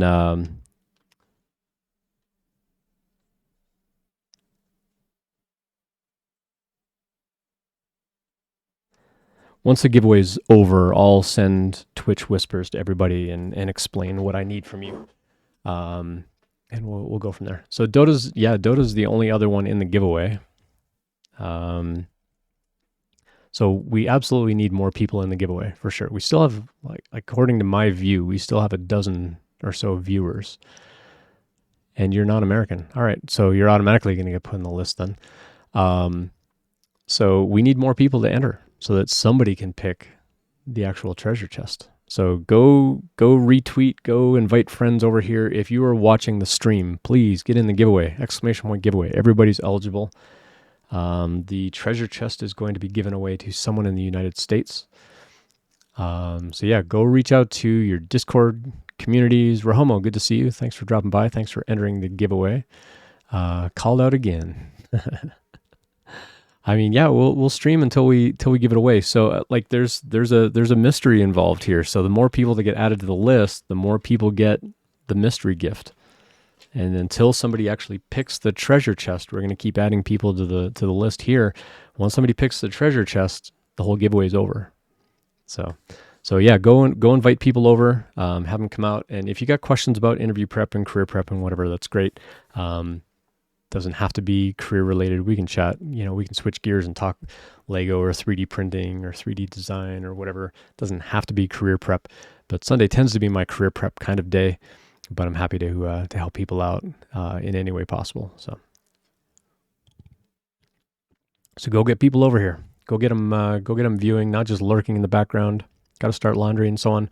I mean, keep coming back and checking back in. If you're not here when I draw your name, you'll still be eligible to get redrawn later on. So come back and hang out.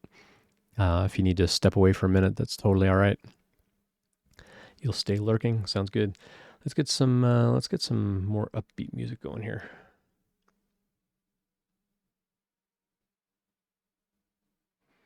Let's do that playlist. That'll be a little more upbeat.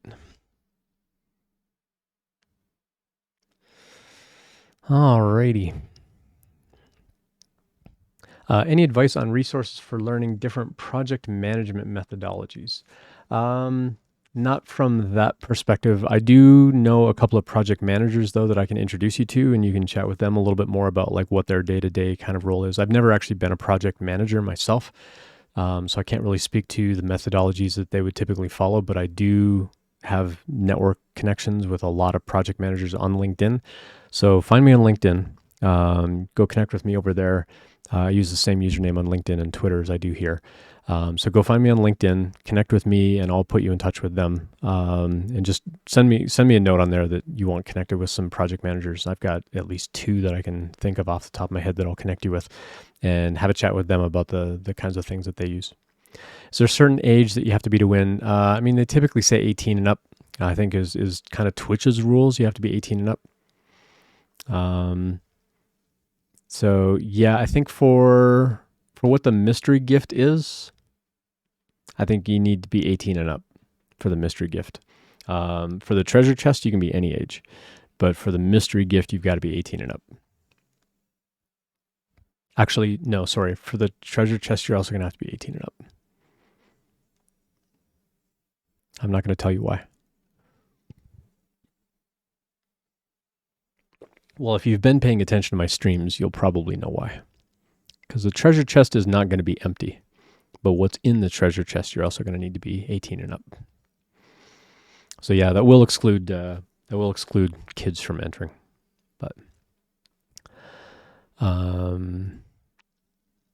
But yeah, we're gonna have some fun with it for sure. So if you're lurking, if you're hanging out, exclamation point giveaway, anybody can enter. If you're not in the United States, we're going to add you to the list for the mystery gift. And not gonna tell you what the mystery gift is, but it's gonna be pretty fun. And then the treasure chest. And so if you are in the United States, you get to choose between the mystery list or the treasure chest. It's going to get more and more interesting as we add more and more people to the list of the mystery gift. So get your friends over here, and we'll draw names as we get more people in the giveaway and so on. We'll draw more and more names. I'm not just going to make it like everybody that shows up and enters wins something, but at the rate we're going right now, everybody that's entering is going to be in the giveaway at some way, shape, or form. But let's get a variety of folks over here. So go grab all your friends. Let them know there's a giveaway going on. That there's this big mystery giveaway, and they can enter. Anybody from around the world can enter. So go bring your friends over. Like I said, we'll keep streaming for a little while yet. Jay Brinker, good to see you as well. Jay Brinker, we got a giveaway going on, so get in on the giveaway. You are eligible no matter where you are in the world. And oh, my HelloFresh is showing up tomorrow, not today. Okay, good to know. So yeah, so if you go check out my latest Twitter feed, Ian Douglas 736 on Twitter as well. I've got a picture of the tentacle treasure chest box that we're going to be giving away today, and this is 3D printed. It was 3D printed on one of my printers here, and the lid closes up. You get this cool little tentacle, kind of wrapping around it, and it will not be empty when it's given away. But yeah, get in on the giveaway. We'll be drawing names kind of periodically throughout the stream, and then you'll have the choice. If you were outside of the United States, you're going to get put on a list for the mystery gift, and then everybody on the list gets this mystery gift. And then if you were in the United States, you will have the choice of being put on the list or getting the treasure chest. And as soon as somebody picks the treasure chest, the whole giveaway is over. So the treasure has been found and the giveaway is over at that point. And so it'll be more and more interesting if we get more people on this list, but I won't explain why.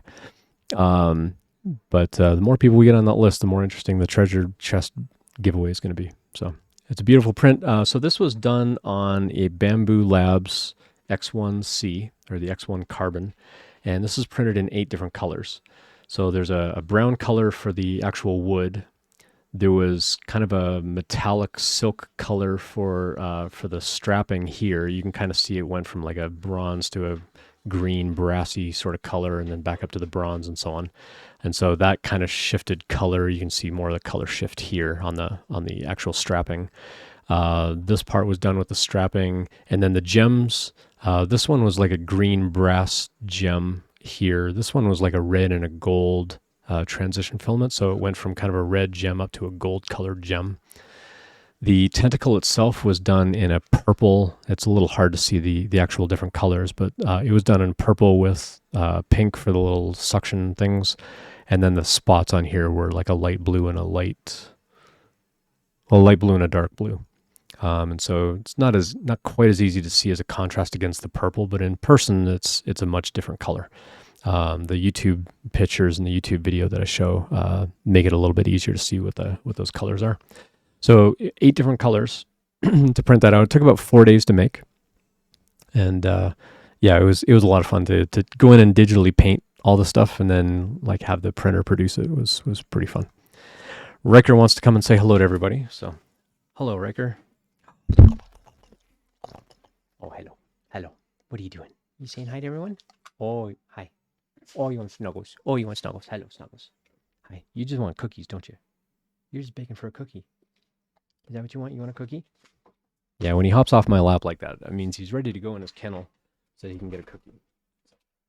All right, we'll go in your kennel then so you can get a cookie. Is that what you want? You want a cookie? Where do you go for cookies?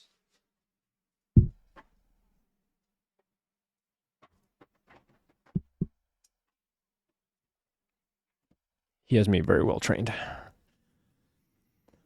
Any other favorite types of prints? So Betts was actually asking the other day about 3D printed lightsabers. And so I've 3D printed some of those. Let me see if I can get those up on one of these screens here. I'll show you some of the 3D printed lightsabers that I've done. Go back over to here. And let's see, where is my 3D printed stuff? Oh, so I did this Deadpool statue. So that one was lots of fun to put together. This is about 8 or 9 inches tall. That one was 7 different colors. I did like these little outdoor, turntable kinds of things. These pictures turned out really great in the sunshine. So that one was really fun to put together. I also did the Spider-Gwen. So this is a picture of what the designer put together, and this is what mine actually looked like when it was done. I did put a little bit of paint on the legs just to make the legs a little shinier. Did a little bit of sanding on the legs, but this was all multicolor from the printer itself. And then I just put like a really thin coat of paint on top just to make the color a little more uniform. But the Spider-Gwen was a lot of fun to put together. So all the different bits and pieces. So that was the original color of the backpack. But that whole, like the base itself is 11 inches tall. And then the Gwen statue herself is like another like 10 or 11 inches tall. So that thing is enormous.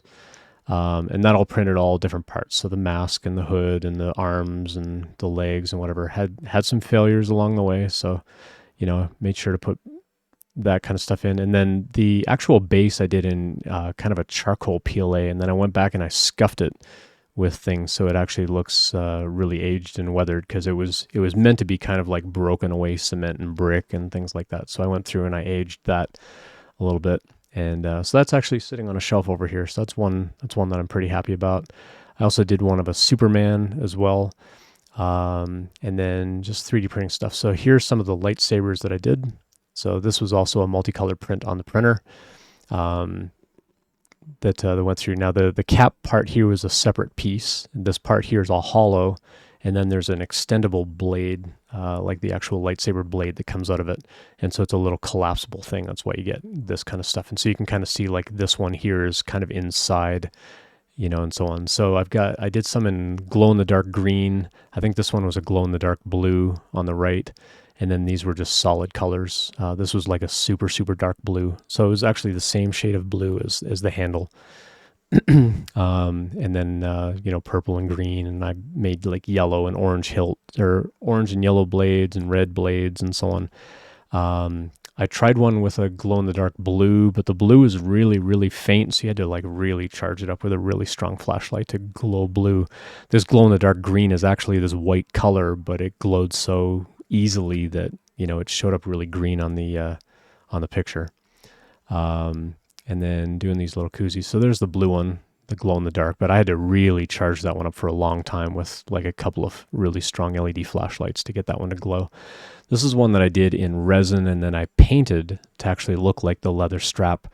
And I gave this one away to Amish Ace. So I went through and I made it look like it was kind of aged and battle worn and so on. Those are some like little koozies that I made for Amish Ace's channel. And then these are some lightsabers that I give away.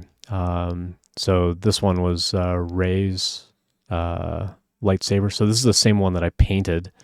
And then these ones were all the same. And then this was like just a Sith one. It was just black. And I actually hand painted the buttons on here. It was faster just to paint these little buttons on here than to actually do a color change.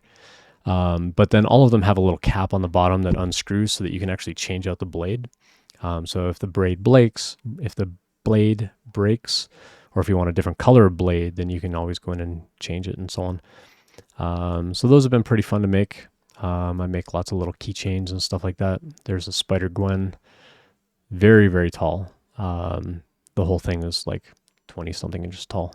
I also made a Superman one. Oh yeah, and then Gwen also had the little drumsticks sticking out of the back of her backpack. Made these cool little Minecraft creepers. There's the Deadpool one again. Also made a really giant Superman one, but I don't think I made pictures of that one. I have to go see if I made. I thought I would have had Superman ones in here, but I also made so the Superman statue that I made that I gave away to a friend. It was as tall as the entire Spider Gwen. This is a telescope that I made for Betts. So Betts sent me the model for it, and this one was a lot of fun to put together because we tried different materials and kind of going back and forth with Betts on, do you want like shiny gold? Do you want more of a brass kind of color? And then I went in and I aged this. The wood color here is actually just paint. So it actually started out as just like plain sort of wood color like this that we see. And then I went through and I gradually added layers of paint. And then you can see how I was kind of aging the gold to look more like brass. And then I ended up just switching to a brass filament. So instead of that brighter orange gold, I went to more of a brassy gold color and then like adding some aging on that. And just adding sort of like what you would consider like dirt and so on into the little cracks and stuff. And then just adding different layers of, mahogany, burgundy sorts of colors of paint. You can kind of mimic wood grain on there so that when the whole thing went together, it kind of looked like a wood telescope with the brass inserts and so on. So that was a lot of fun to put together for Betts. So that was that one. That one was fun. So again, just, going from all the different parts and then what the end result ended up looking like, that was a lot of fun to build. And then just sending a lot of pictures along the way, like, do we want this gold? Do we want this gold? Do you want it aged this way or that way? And just doing a lot of kind of back and forth. So Betts was really communicative about that whole process here. And then, just different colors of filament. This was a rattlesnake that I made. I think this one was also for Betts, actually. And then the dragons, of course, done lots and lots of these dragons. I was kind of the dragon master last May.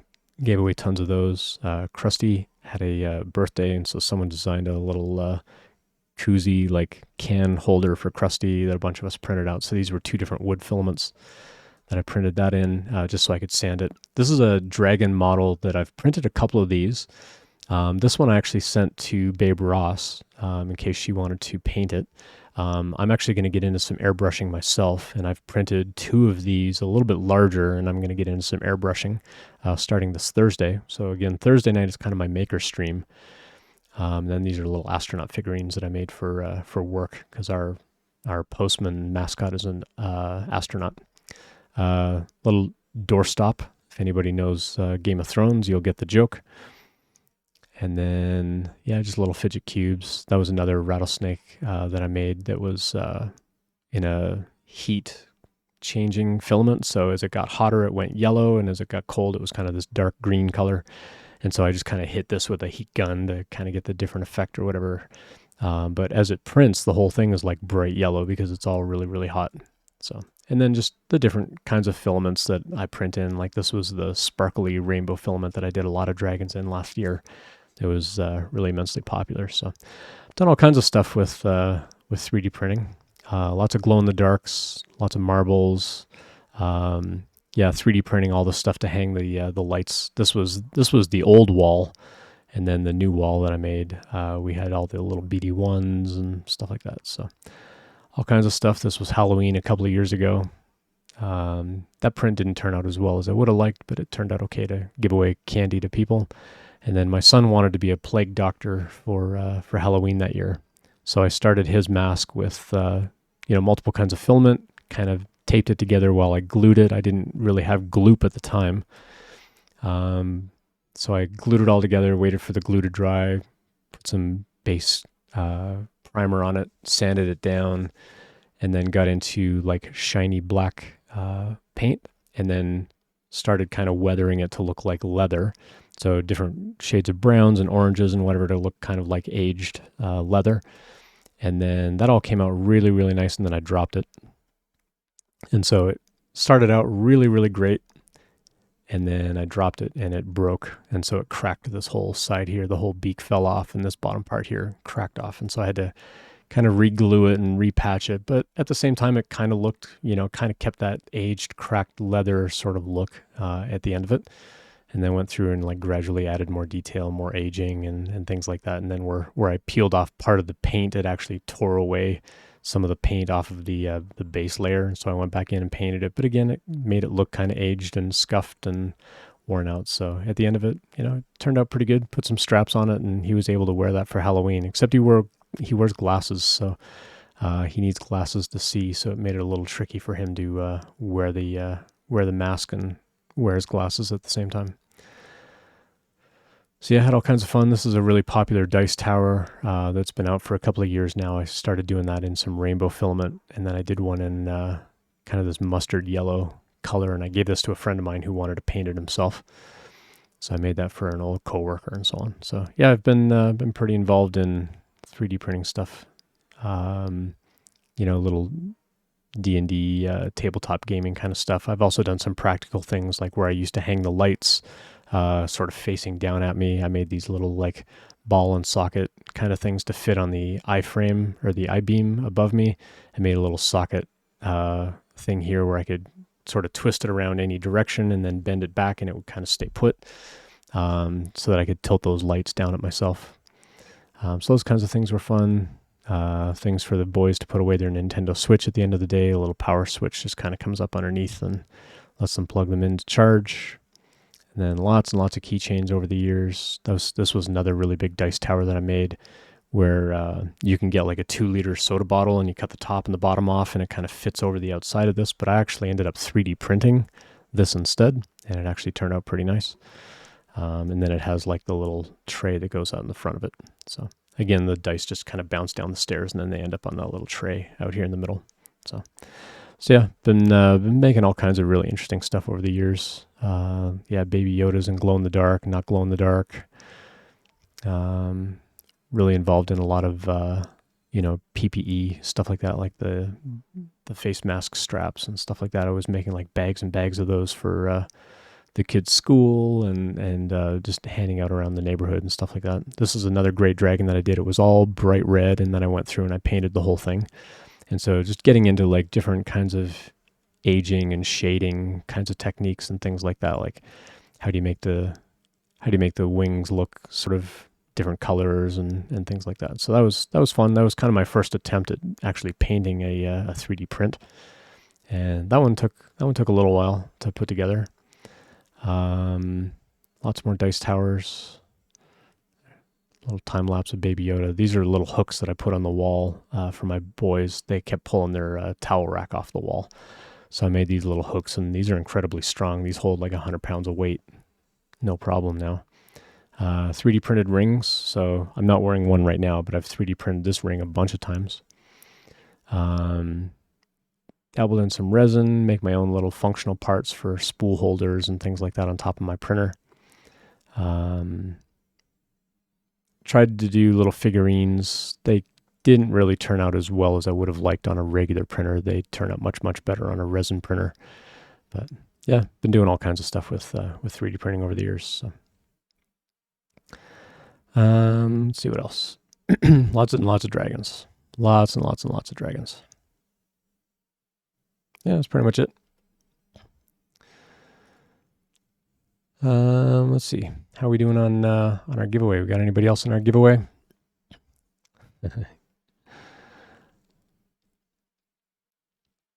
How many printers do I have? So I've got 1, 2, 3, 4, 5 printers. So I have 2 Prusa Mark IIIs. I have 2 Bamboo X1 carbons. I have 3 AMS units for the Bamboo carbons. So I can do anywhere from 1 color to 12 colors on one printer. And then I've got 1 resin printer. That's a pretty large format resin printer. So I was able to do the whole lightsaber hilt on the resin printer. And then a couple of weeks ago, we unboxed a laser engraver. And so I'm still tuning that. I actually found part of the problem that I had with it is that we were putting the screws together going, oh, wow, this whole thing fit together really well. Turns out it wasn't square. So I need to go back and make sure that the whole thing is actually fully squared and lined up. And then we'll go from there. What else did I miss in chat here? I missed a couple other things.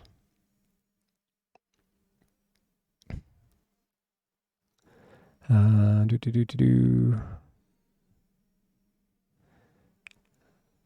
I make a lightsaber? Yeah. So I can sell the lightsaber models. So you just have, so what I need to do is I need to revamp my 3D printing website where I want to like turn that into like a catalog of these are the parts that I can make and that I'm allowed to sell.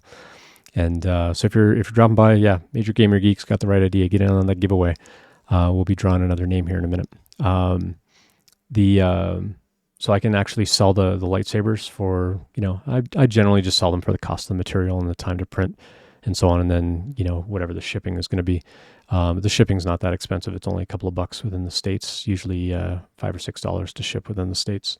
And so, we can talk about the model, we can talk about the colors and things like that. Hey, Zooey, good to see you in chat as well.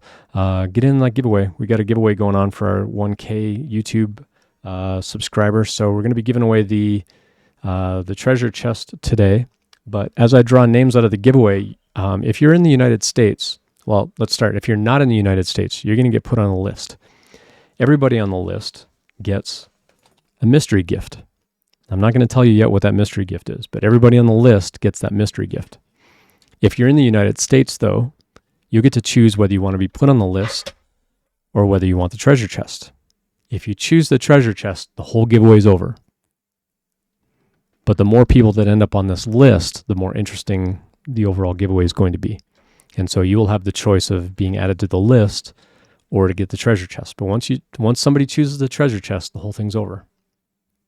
And I will need you to verify that you're in the United States and give me a United States shipping address in a Twitch whisper before I actually call the giveaway done. Because if you're not in the United States, I can't ship the treasure chest to you.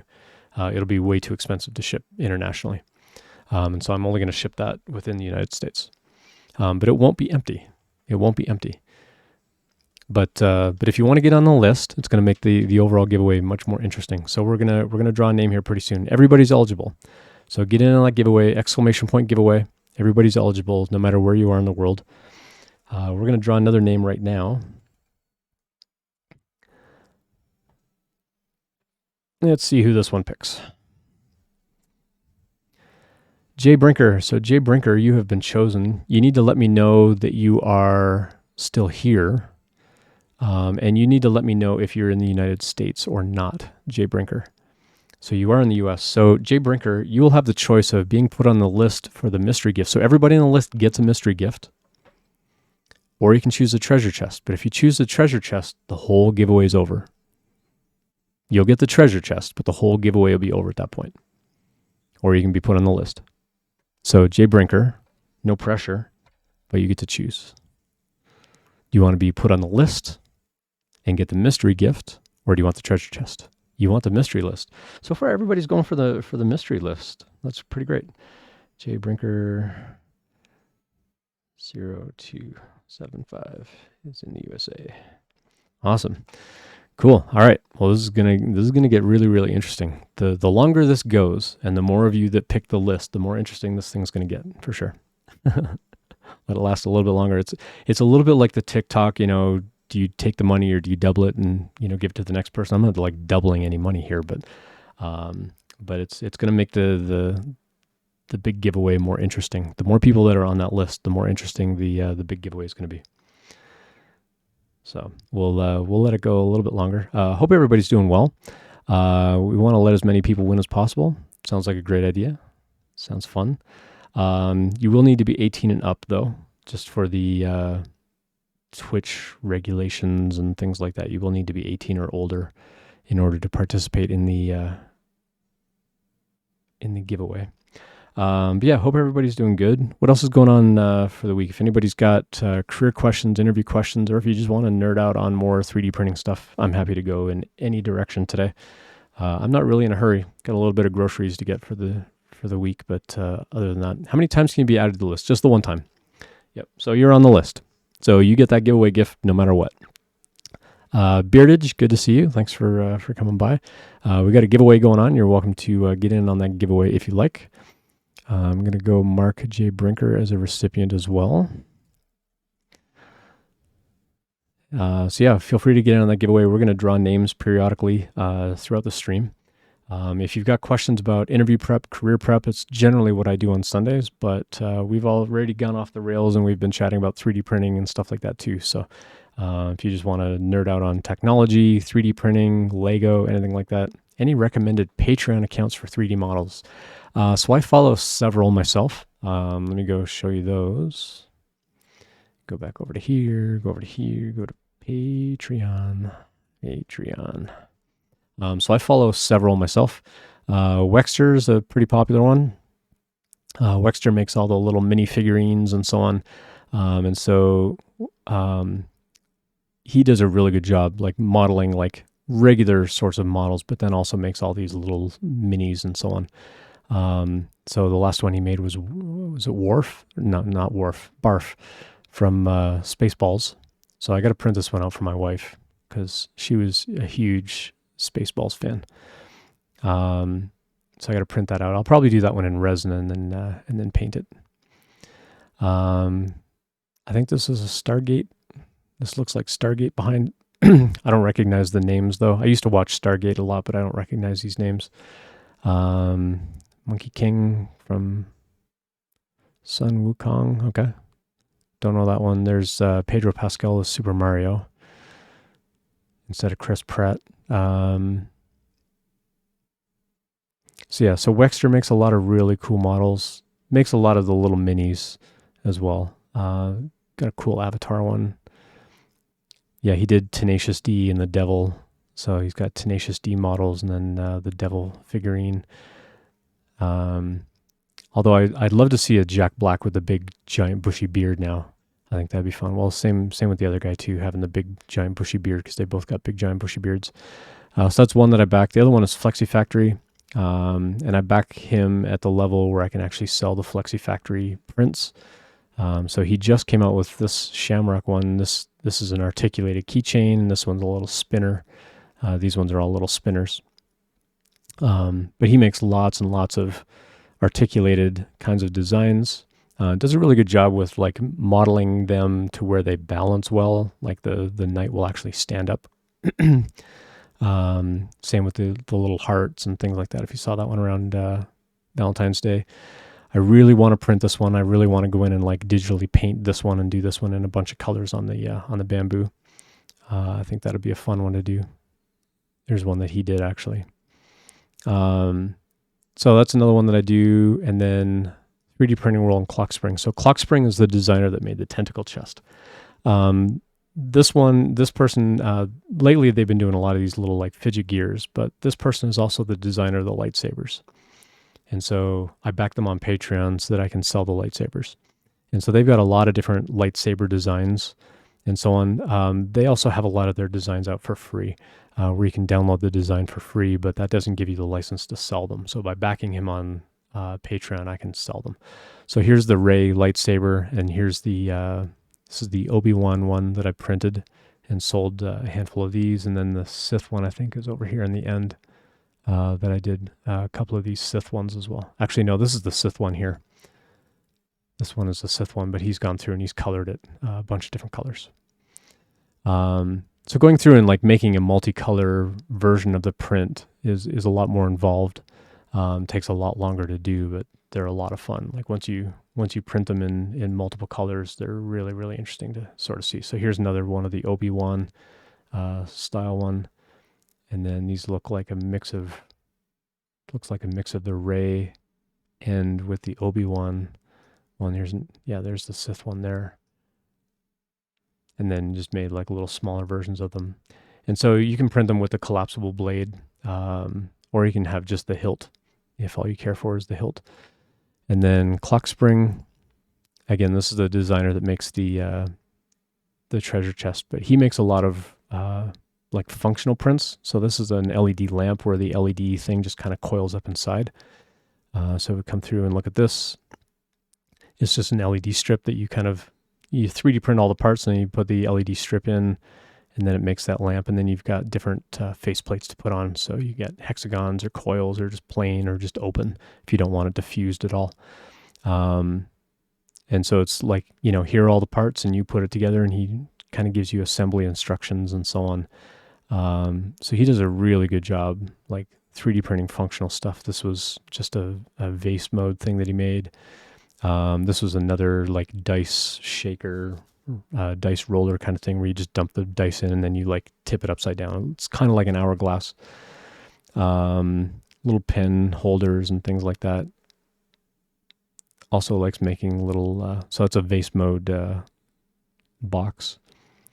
And then, just interesting, silly little things. But here's the tentacle chest. And excuse me, he also designed some trays to go inside the treasure chest as well. I didn't bother printing any of these, but you can actually get in and 3D print some of the trays and they fit down inside there.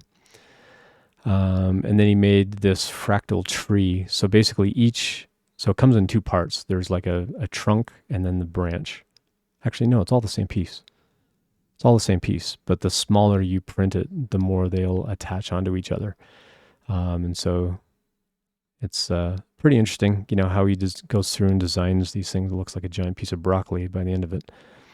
But then this box, I think Filament Stories. I think Courtney on Filament Stories on YouTube has printed this. And I've seen this in a couple of different colors, like blacks and reds and whatever. And it's a little gear thing. And the gear actually unlocks a mechanism to actually hold the lid down.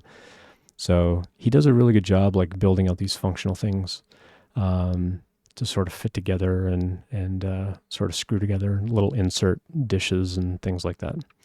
So he's got a lot of really nice designs as well. So those are the ones that I actually back on Patreon. And then I'll also buy models on like My Mini Factory and Cults 3D and stuff like that to print as well. How's the Voron working? The Voron actually has a pretty bad problem with layer shifting. So I need to get that figured out. Once I get that figured out, then it's going to be good to go, and I'm going to get into some helmets. But I need to finish that up. But I had to prep for this trip to Detroit, and so the last couple of weeks I haven't touched the Voron at all. I had a really bad nozzle jam, and then I broke a fan, so I had to wait for new fans to come in order to fix the nozzle jam. And to fix the nozzle jam, I had to tear the Rapido hot end completely apart to try to find out where it was jammed. Put it all back together, and it prints fine. And so I started printing a helmet, and it layer shifted really badly. So I need to figure out what's going on and why it's layer shifting. But once I get through that, then we'll be good. Wexter does have multiple tiers, yep, and some of them you can sell the parts, and some of them you can't. Some of them you're just like giving him financial support for doing the designs and stuff. Betts asked, remember the Spider-Man and Gwen 3D printed statue template I sent? I would have to go back and look at that one. I'll check for that one on Discord a little bit later, Betts. If that's where you sent it. If you send it to me on Discord, I'll go check it out there a little bit later. I vaguely recall, but I don't think I downloaded the models to actually print them. It's nice that designers have started including pre-painted 3MFs. Yep, I like that too. I like going in and like painting my own though. I think there's something satisfying about going in and be like, I digitally painted this one myself, like how I wanted it to be. Have you checked out Things? I have. Yep. So yeah, I've been on like a lot of different platforms and bought things on a lot of different platforms. I think I've bought most of my other stuff on Cults 3D, but I think Cults has had a problem like actually paying people, like paying out the money to designers. So I may stop using Cults 3D. I think Printables is only going to be like free, so I don't know if Printables will ever get into paid models, but I kind of wish they would, because then I'd have like one spot that I would just do all my stuff. I like Printables, so I think it's a good platform. So, all right, well let's draw another name. So we've got a couple more names in the giveaway now. So exclamation point giveaway. You will need to be here in chat to let me know if you're in the United States or not. But yeah, we're just going to keep drawing a couple more names here. So giveaway daily, and we're going to keep going until somebody picks the treasure chest, and then the whole giveaway will be over. So drum roll, and Major Gamer Geek, you have been chosen. So Major Gamer Geek, first question for you is, are you still there? Second question is, are you in the United States? So let me know that you're in the United States or not.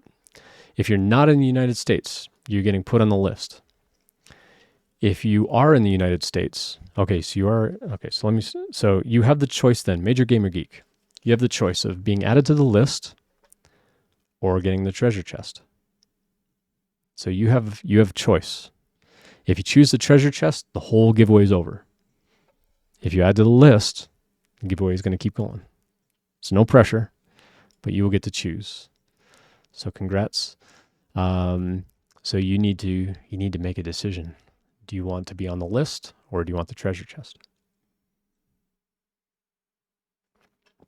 Again, if you're outside of the United States, you will get put on the list, and you do need to be 18 or older. to be part of the giveaway.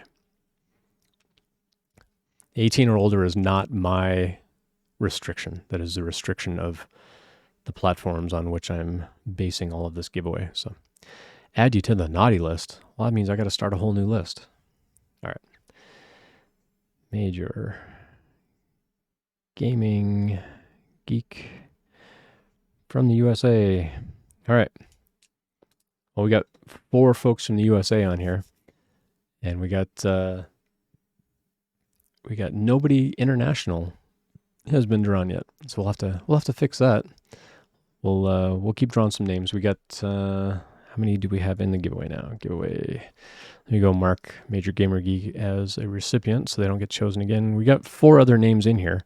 So we got Rahomo, we got Zooey, we got Dota 2, and we got Beardage also in the giveaway. Everybody's eligible. So exclamation point giveaway. If you're lurking in the background and you're just listening in, you're eligible for the giveaway. So exclamation point giveaway will enter you in the giveaway. When I do exclamation point giveaway, it just tells me how many entries there are. And so you can do exclamation point giveaway, and you'll be eligible. No matter where you are in the world, you're eligible. And we'll talk offline about how to get you the mystery gift, because we have a mystery gift for everybody on the list. And everybody on the list is going to get that mystery gift. I don't know what the list is for, but I want on it. Well, there you go. Hey, Justin, good to see you as well. Justin's one of the organizers of the Rocky Mountain Rep Rap Festival that's happening in April. Justin, we got a giveaway going on, so you're welcome to do exclamation point giveaway. We're going to draw a couple more names. So you have the choice of being put on a list for a mystery gift or my 3D printed tentacle treasure chest, which does close up nice and neatly. And so you have the choice of being on the list or getting the treasure chest. As soon as somebody picks the treasure chest, the whole giveaway is over and we'll be done. So exclamation point giveaway, you're getting the giveaway there. So Justin's in. You don't know what the list is for, but I want on it. See, it's the mystery of it. It's the mystery of it that makes it fun. That's why I wanted to do something a little bit different as opposed to just, okay, we got one thing to give away. I figured we'd make it a little more fun today.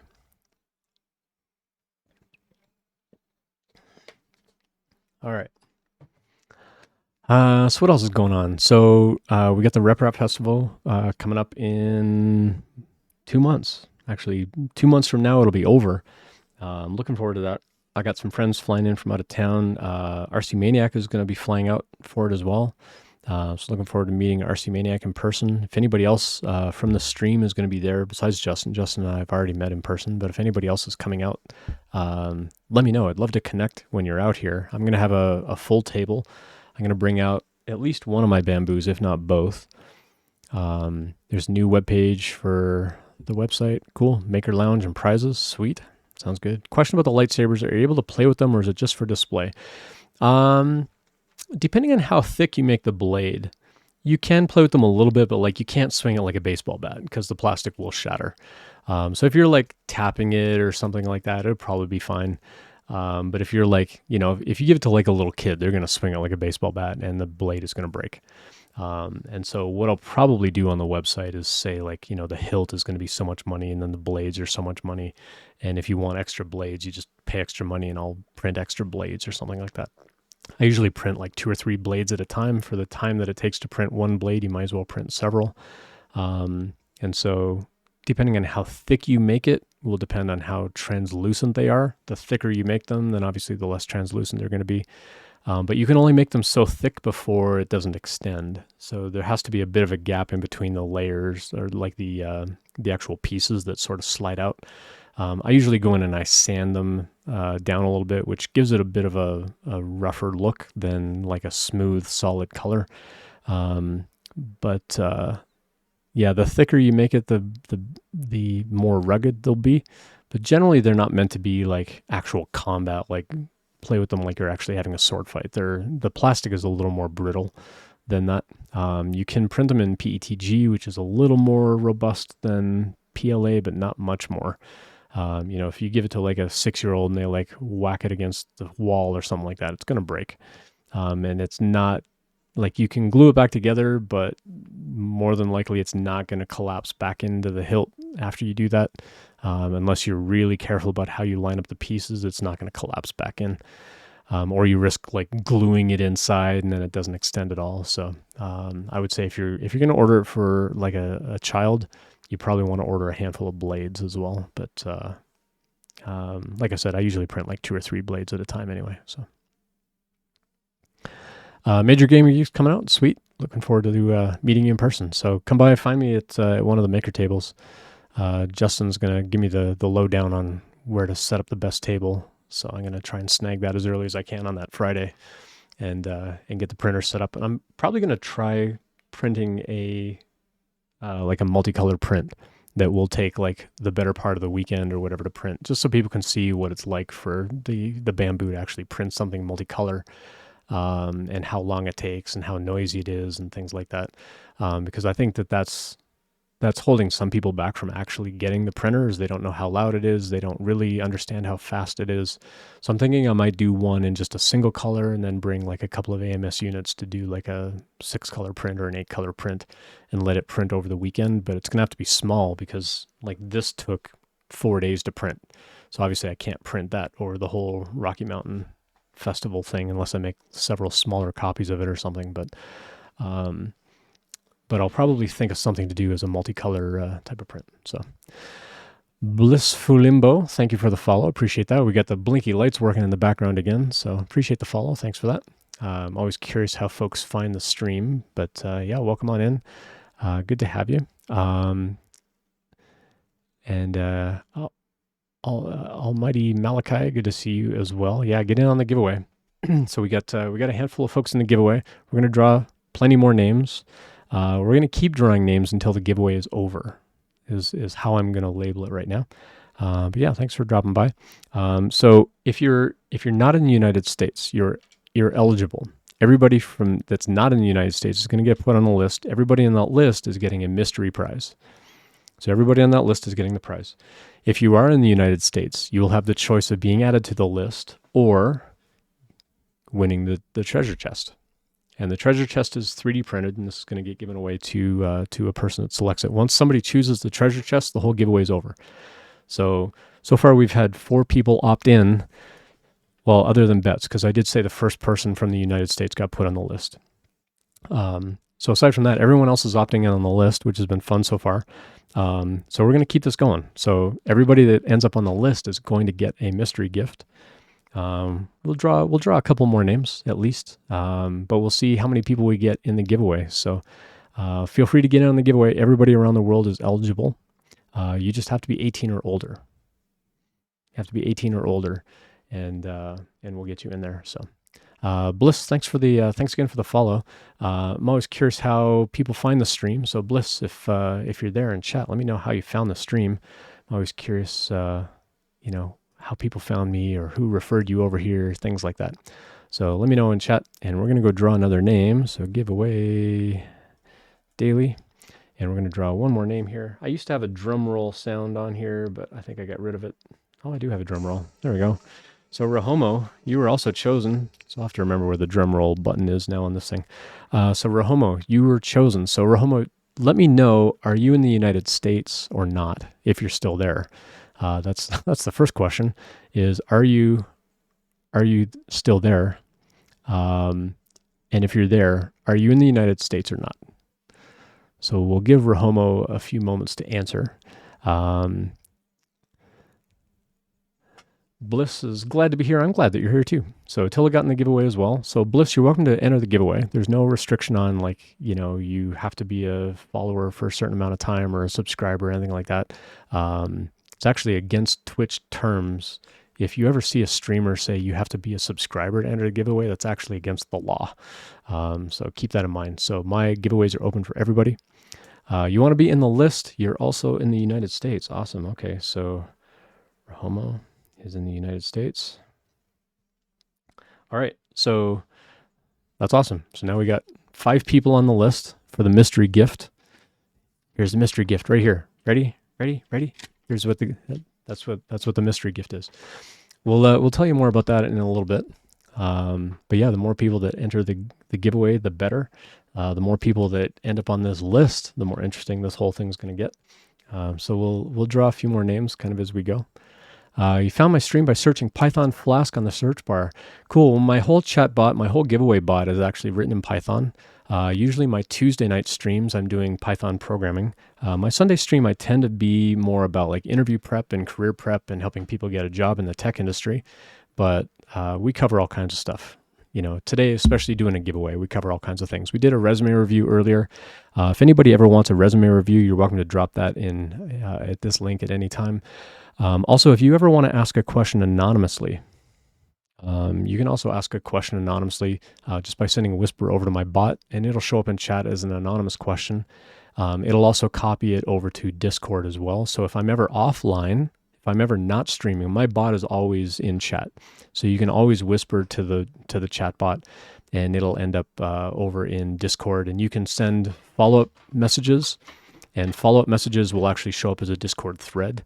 And occasionally on the stream, I'll go in and I'll actually pull some questions out of chat, out of the anonymous questions chat channel on our Discord community. If you want to go check that out, you're welcome to go hang out on our Discord. And then I'll occasionally pull a question in and we'll answer that on the stream as well. So lots of ways to kind of be involved and get support and things like that. Not everybody's comfortable asking a question publicly with their name on it. And so I want to make people feel comfortable to ask questions. I've been in the tech industry a long, long time. I do a lot of mentoring, a lot of mock interviews, a lot of resume reviews. I've been a hiring manager for several jobs. I've been a director of engineering. I've held other director level roles. I've been an engineer now for 27 years professionally. I currently do developer advocacy for a company called Postman. If anybody uses Postman for API testing, I work for that company. And I like to just help people out. I've been streaming now for almost 2 years, just mostly helping out with career prep and interview prep. I decided this year, starting in January though, that I was going to change my Thursday night stream from career prep to more like 3D printing and painting and things like that. And then I thought, well, I'm going to add Tuesday night to do programming as well. So Tuesday, you'll typically see me in my chat bot or building out, rebuilding the whole techinterview.guide website. I'll be building that out on Tuesdays as well, or some combination of automating those kinds of things.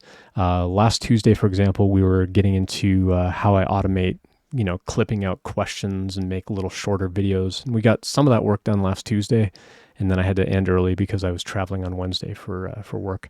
But this Tuesday, we're going to probably do more of that programming and get more of that automation done for those clips and doing FFmpeg and extracting that kind of stuff. So, but I love Flask. Flask is a fantastic framework.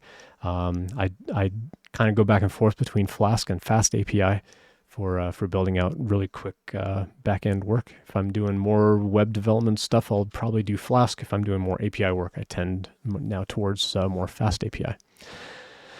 And the fluffy thing wants another cookie, so you want to come up and say hi to everybody, don't you? Hi. Oh, hello.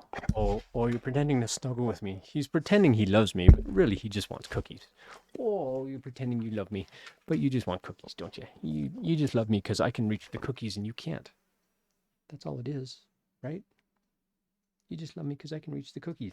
Yeah, yes, you just want cookies. Actually, he really missed me. I got home last night and he was jumping all over me because I got home from my trip. Huh? Did you miss me? Did you miss me on my trip, huh? Yeah. You want another cookie? Yeah, see, he just wants cookies. He doesn't love me. He just wants cookies. All right, I will give you another cookie. So we got this giveaway going on today. We're going to have a number of other giveaways going on in... so now that we hit 1,000 subscribers on YouTube, our next goal is going to be 2,000 followers here on Twitch. So we got about 500 more to go, so it'll be a while before we do that giveaway. That's going to be a really big giveaway celebration. We're going to do giveaways on March 31st, not March 31st, March 14th is going to be Pi Day, so 3.14. So on Pi Day, I'm going to enable that drop parachute game that you see on a lot of other channels. And if you can drop and land for 3.14, I'm going to buy you a Raspberry Pi. And so I'm going to stream for a number of hours that day. I'm going to try to stream for 3 hours and 14 minutes on that day. And I'll be eating like shepherd's pie and key lime pie, all that kind of stuff during that stream. And we're going to do like bit redemptions and probably donation level events for, but not subscriber events. But we'll be doing bits and donations for like getting a pie in the face. And so once my kids get home from school, I'll just have them line up however many pies we kind of queue up, and they'll just smack me in the face with a whole bunch of pies. Pot pies, yeah. So I was thinking shepherd's pie, maybe like the small like chicken pot pie, and I want to do like a key lime pie or something like that. Sounds really good. So we're gonna have some fun on Pie Day. That's going to be in March. The whole month of April, similar to last year. Last year in May and October, we did like month-long giveaways. That was mostly like little 3D printed things, like little fidget cubes and fidget toys and things like that. And the articulated dragons we did last May.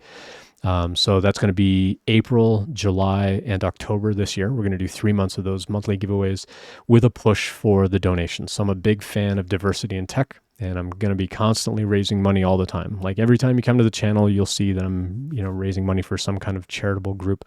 The group that we're raising for right now is called Unloop, and their whole mission is to get people who have been incarcerated back into the tech industry. And because everybody deserves a second chance. And so I believe that diversity in tech has a lot of different faces. It's not just the color of your skin or your ethnic background and things like that are diversity, but also diversity of experience.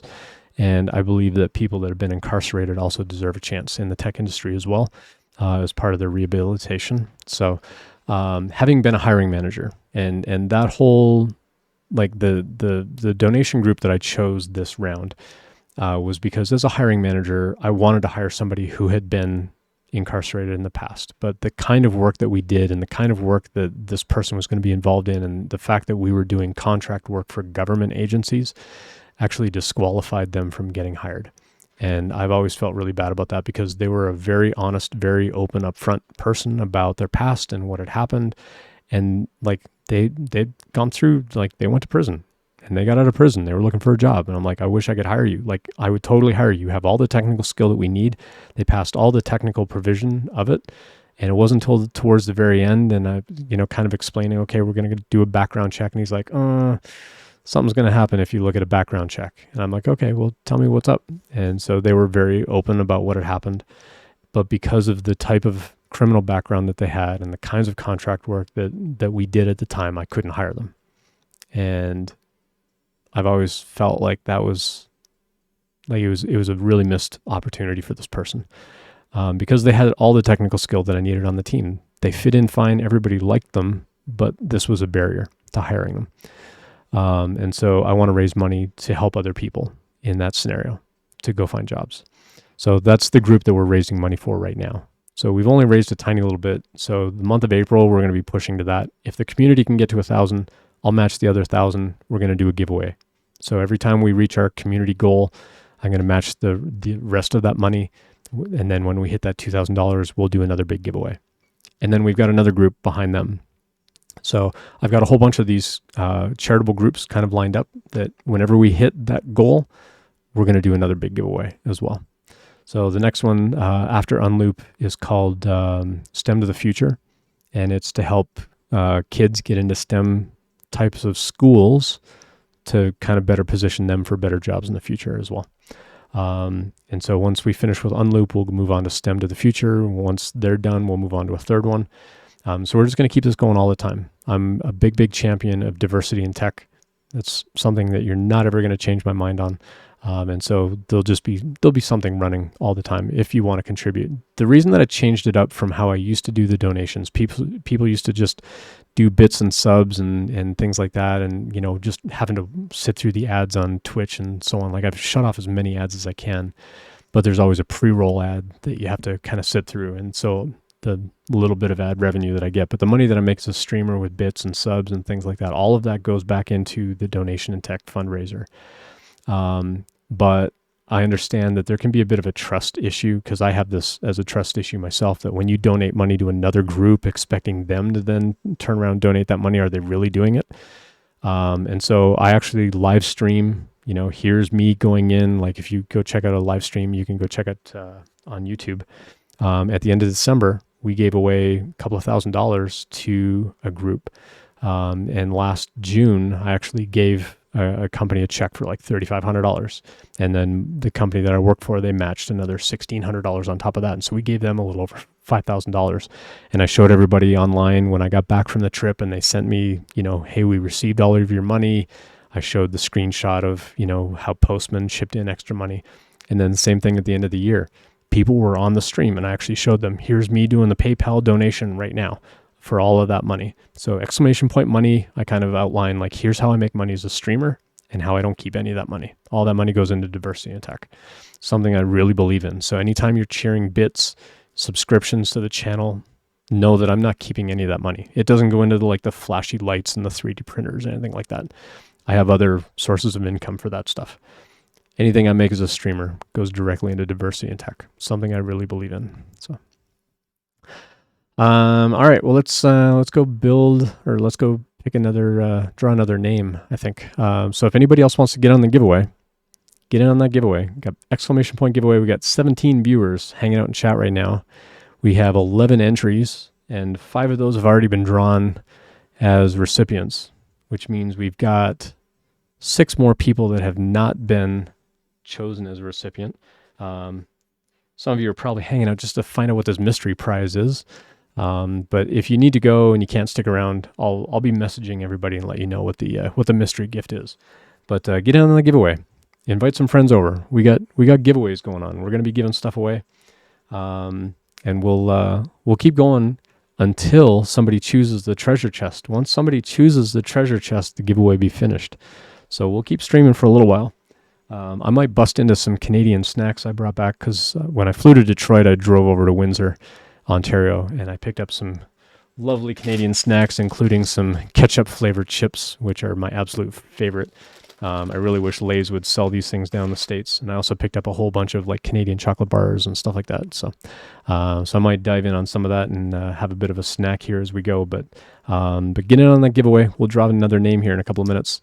I should probably put a little timer or something on the screen here. It says we're going to draw another name in 5 minutes or something. Maybe that'll get people's attention or something. But go invite some friends to come over. Let them know there's a giveaway going on. There's a big mystery gift going on. And you've got this treasure chest going on. The treasure chest will ship anywhere in the United States. So anybody in the U.S. is eligible to get that treasure chest. If you're outside of the United States, you're going to get put on the list for the mystery gift. Everybody on this list gets the mystery gift. And then if you want the treasure chest, then you got to be in the United States. Once you choose the treasure chest, the giveaway is done, and we'll wrap up for the day. So we'll keep it going for as long as people get put on the list. We'll keep the stream going. We'll keep the giveaway going. But go invite some friends over. Come hang out. Come chat. Ask questions about tech, interviews, 3D printing, modeling, painting, any of that stuff, programming.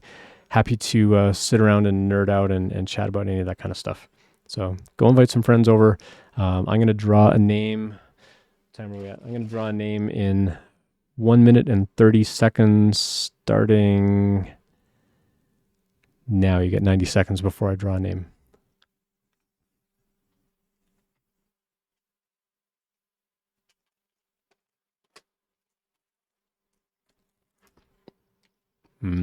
Eat more bars. These are fantastic. These are some of my favorite chocolate bars from Canada. It's original dark toffee peanut chew. It's almost a molasses. Not so much a toffee, but it's a molasses. Super yummy. So I bought plenty of these.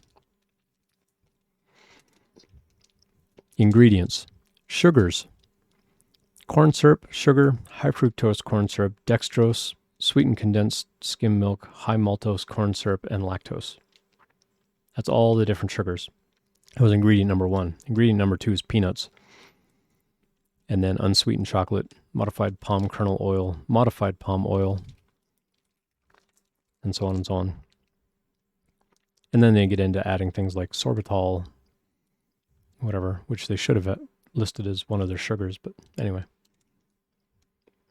Contains peanuts, milk, and soy. Super yummy.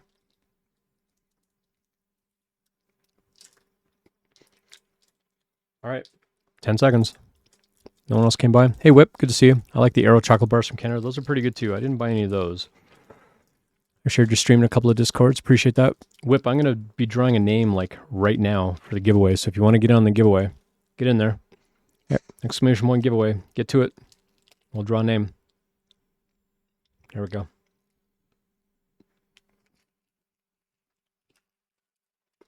All right. So again, if you're not in the United States, you get added to the list and you get a mystery gift. That's what the mystery gift is right there. If you are in the United States, you have the choice of being added to the list or winning the treasure chest.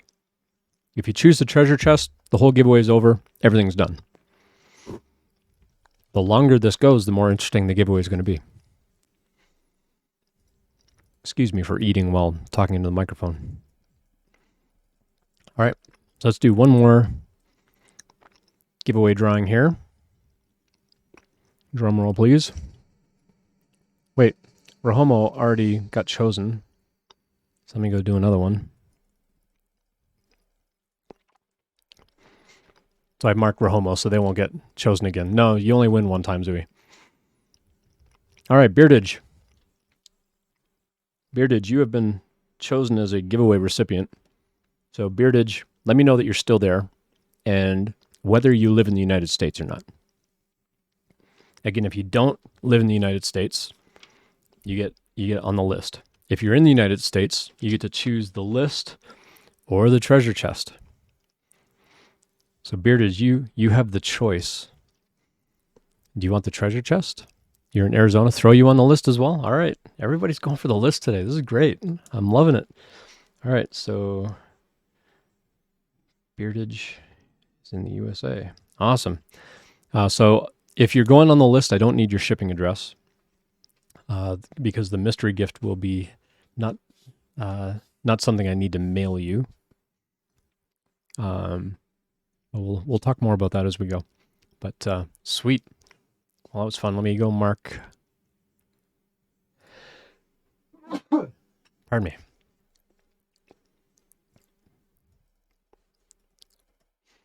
There, let me go mark a couple more things here in my giveaway table. All right. So we still have 6 other names to potentially draw. Thank you, Attila. So we still have plenty of other names. Get some friends over here. Get them in the giveaway. You never win stuff. Well, now you won stuff. So yeah, it's gonna be pretty fun once somebody picks the treasure chest. We'll find out what this whole thing is about. We'll find out what the mystery gift is, and we'll find out what the treasure chest actually holds inside. Because the treasure chest will not be empty. I promised that back when we first started talking about giving it away, that the treasure chest would not be given away empty. So we have a mystery gift. The treasure chest also has a mystery gift inside. So we'll find out. So Attila would pick the treasure chest. Attila just wants the whole thing to be done. Attila wants the whole thing to be over. I get that. I'm happy to keep streaming though, and we'll keep it going here for a little bit. But yeah, invite friends over. We'll gold doubloons. Yeah, actually, I probably could 3D print some little gold coins to put in it. Let's go do that. Let's go 3D print some gold coins to put in the treasure chest, shall we? Somebody find me a model of a coin, like a treasure chest coin or something like that, on printables or somewhere that I can download for free. And I'll go load up one of the printers in some gold filament, and we'll print off some gold coins to put in the treasure chest.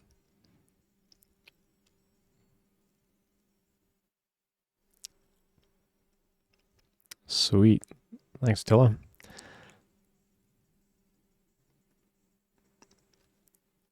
Beautiful gold coin, detailed but easy to print.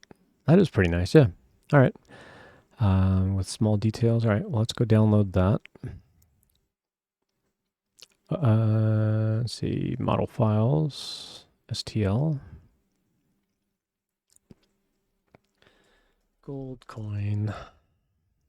All right, we'll pull that into Slicer.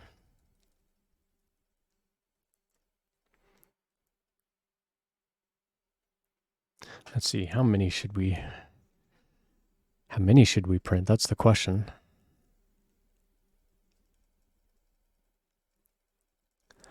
That is the question. How many 3D printed coins do we make?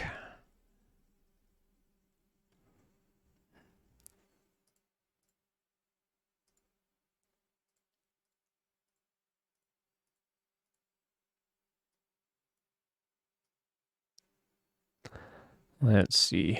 How many of these can I fit on a printer at one time? Well, we need to figure out how long it takes to print, and then how many I can print in a reasonable amount of time.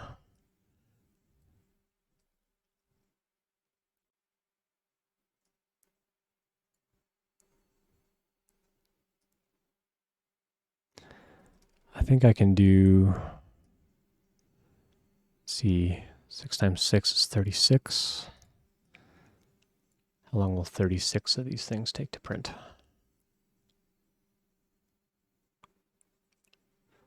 I'm going to guess like an hour and a half, maybe 2 hours. 5 hours. Oh, because there's so much detail on these coins. That's why. All right, so maybe I won't do 36 of them. Let's scale this back until I can... Actually, I could change the height of the coins. Make them a little flatter. We could do that. Let's go back to here. We'll make these a little smaller.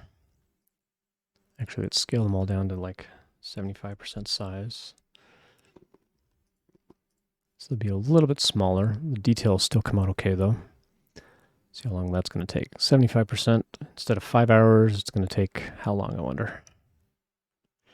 2.5 hours. That's reasonable. And then if I go back in and I scale that, take off the uniform. Oh, it won't let me take off the uniform size if I pick more than one. All right, I'm going to make these 2 millimeters. Actually, no, 2.7. That's a pretty good thickness, actually. I'm going to leave that as is. All right, so let me go load up some gold filament, and we'll get these. You can print gold bars instead. They have almost no detail. That's true, but they will be a little bit.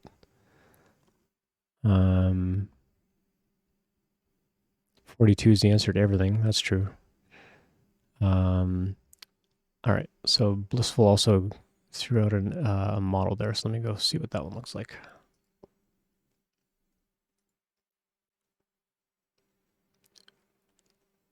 Yeah, the 3D printed one has a lot of detail on it. That one's going to take a lot longer to print. So I think we'll do the one that Attila gave us, and then I could do gold bars. They would be faster.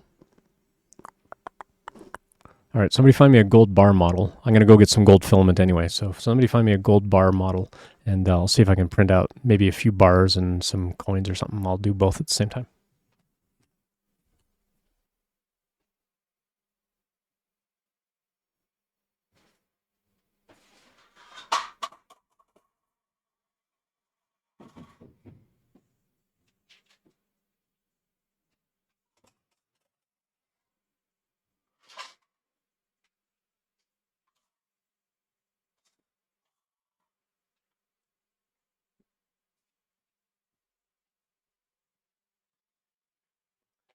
All right, so we got some Amazon Basics gold PLA that we're going to use today. Brand new spool of filament.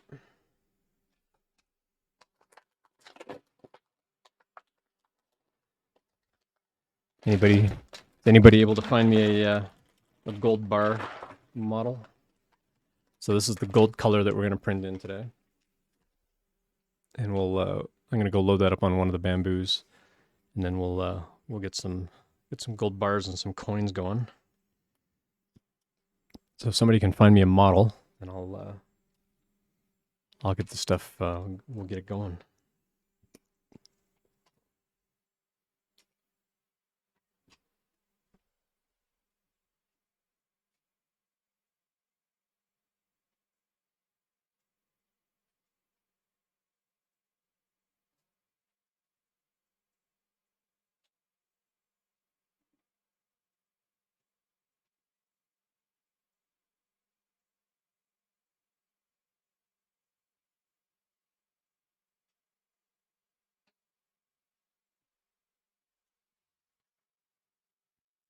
All right, we got a couple here. So let me go.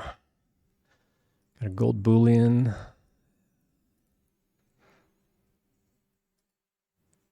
Fine gold. I'm going to do the one without the print because pirates wouldn't have had stamping ability back in the day.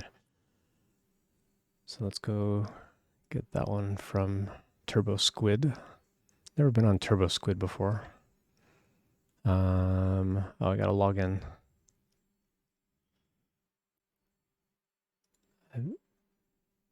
Let's see.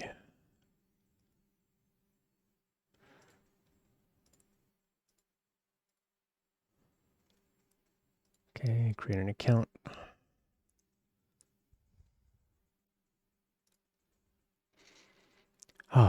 That's like the most irritating thing ever. Is you find something you want to download, they make you create an account in order to get it, but after you create the account, it doesn't redirect you back. It's like, all right, well, here's the homepage, and you gotta like go find the thing yourself. It's kind of annoying. All right, gold boolean RAR file. All right, so I gotta unpack a RAR file. How do I actually download it from here though? Okay, so there's the RAR file. You go open that.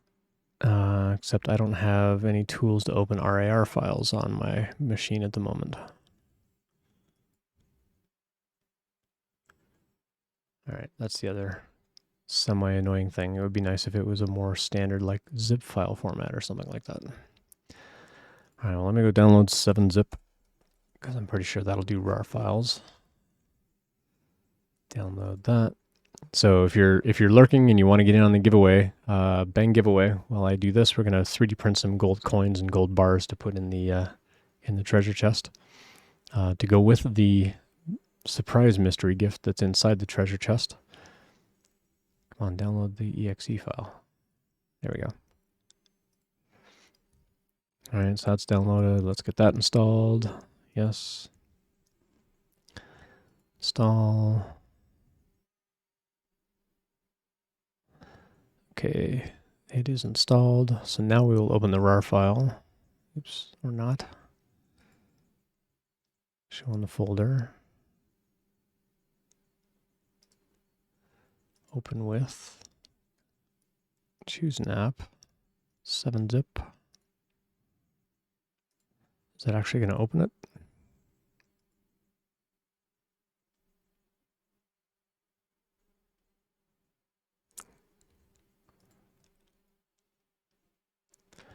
That did not open the file, I don't think. Oh, that opened it with a console thing. I want to open with a different app.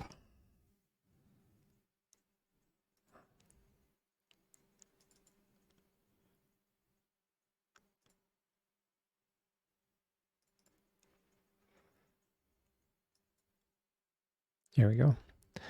All right, so gold boolean. Let's drag that over to here. Oh, it's a 3DS file. I don't know if I can open that in my slicer.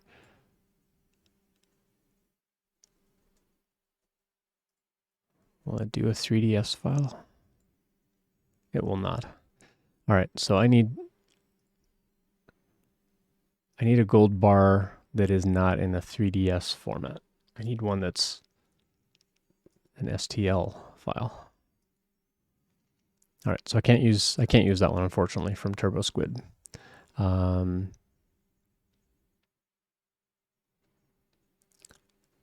gold bar with the print on it, it's not bad, but it takes longer to do because it's got the extra detail that it has to do on that top several layers. So I'm looking for something I can just print as like a small little gold bar or something like that without any print or anything on it. Oops, gold bar, not a car.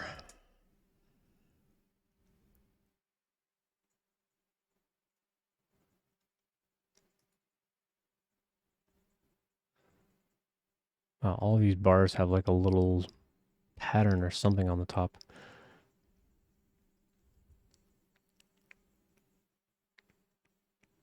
All right, has anybody got, of all people, I would have thought you would own a WinRAR license. I mean, I probably did like way, way back in the day. What's up, GBav? Good to see you.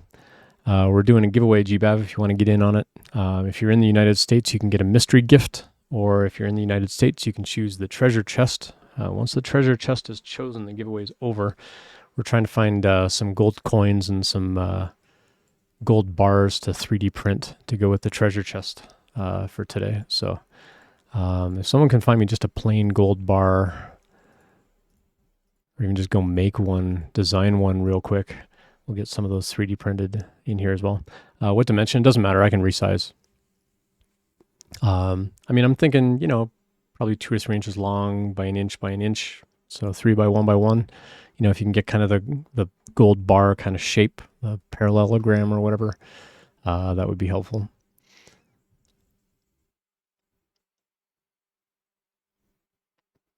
So yeah, exclamation point giveaway if you want to get in on that giveaway, GBev. So we'll be drawing some more names. Actually, let's draw a name while we wait for the gold bar thing to happen. So giveaway daily. All right, so we got another one for printables here. Yeah, that one's got like that one's hollow, but it's got a notch out of the top.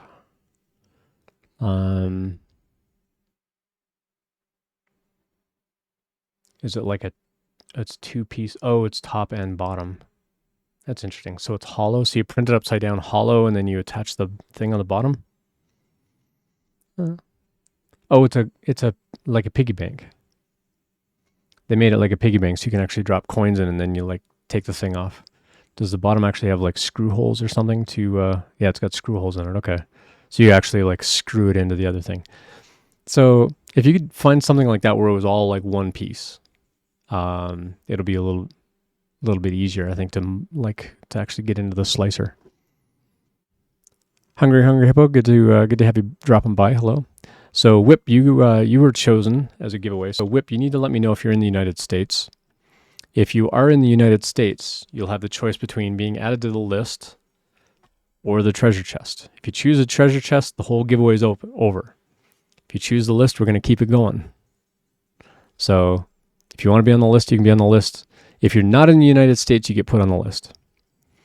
So Whip, let me know that you're still there, for one, and if you're still there, are you in the United States? Never had a chance to catch a stream. Found you while you were offline. Yeah, well, glad you were able to come by. You're in the US and you will go on the list. All right, sounds good. Everybody's opting for this. This is going to be great. Whip TCH is also in the USA. All right, awesome. We'll keep it rolling. We'll keep it rolling. So congrats. So everybody on that list is getting the giveaway, or the mystery gift as a giveaway, and then we'll get in and we'll talk about what that is once somebody actually chooses the treasure chest. So if somebody can help out and find me a gold bar model, or go make one real quick. I mean, I could just put a little rectangle on there. Just most slicers don't have a way to like tilt in the top to make it look like the gold bar. But if someone can find like a gold bar model that doesn't have any writing on the top or anything like that, something that's just like just a flat sort of gold bar, that would be fantastic. Let's see what we can find here. Or the other thing I could do is I could just pull that model into something else and just take off that top layer. But I'd prefer to have one that doesn't have all the writing, just because it takes a lot longer to add all that detail on the top that pirates wouldn't have had when they built a treasure chest. So we're trying to stay with the theme here at least.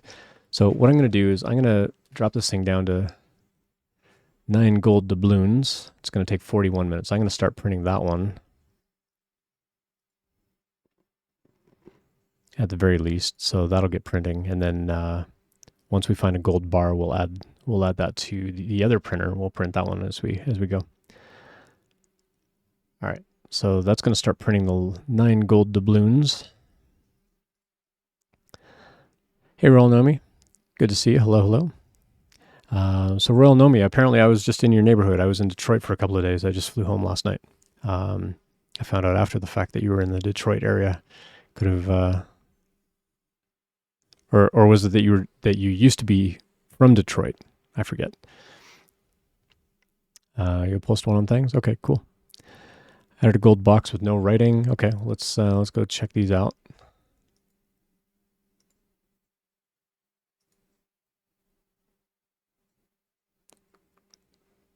Gold bar box. So again, that's a multi-piece kind of thing. I'd love to find like just a single piece, like gold bar kind of thing that I can just do like really light infill, like 5% infill with a couple of perimeters. That'll print really, really fast. So I'm hoping to not have like a multi-piece thing to put together.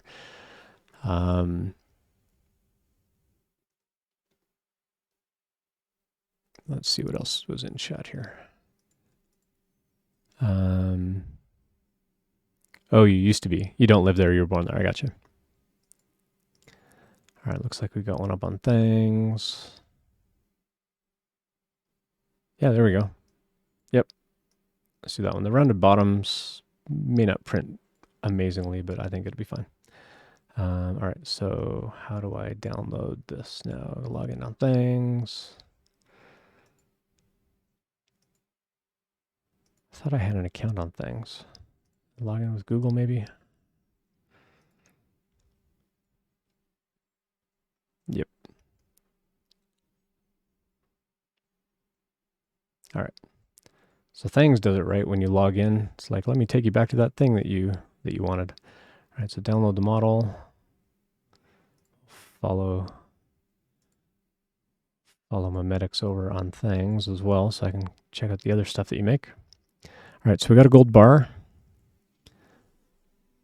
Just want to make sure this thing's going to go feed filament. I'll be right back.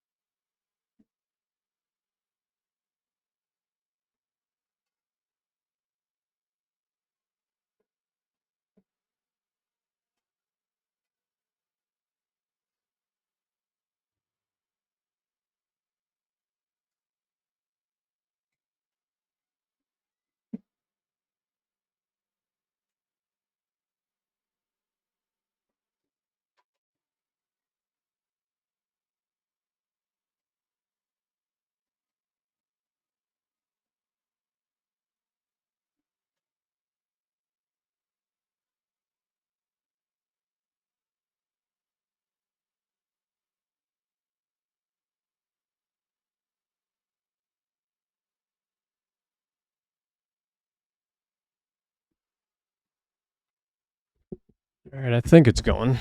Not 100% confident, but we'll get this other gold bar going at least. So we'll go back over to here, prepare.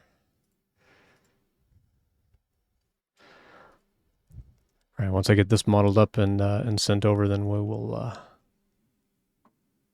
where's my downloads?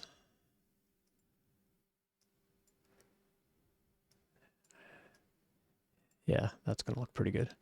All right, let's get that down on the face, down there. Print out a couple of those. It's gonna be a good size.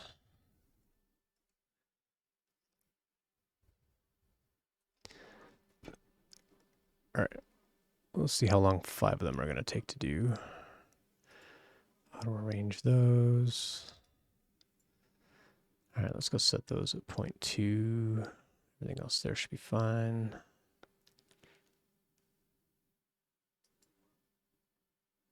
Two wall loops. We'll do 5% infill. We'll do 4 top layers. Lots of speed. Slice that up. All right, so it's also going to take about 40 minutes. So print that over on the other printer. All right, so send that over as well. All right, so those are off and running. So hopefully those are going to work okay. Grew up in Cass Corridor downtown, so I was actually staying right off of Cass. Well, like within a block or so of Cass, right downtown, near the I think it was a Weston or something, down at like I don't even remember the cross streets now. I'd have to look it up on a map to even remember what the cross streets were. It was right near the courthouse. I was staying within like a block or two of the courthouse downtown. So right near like that whole Cass kind of like financial district area downtown.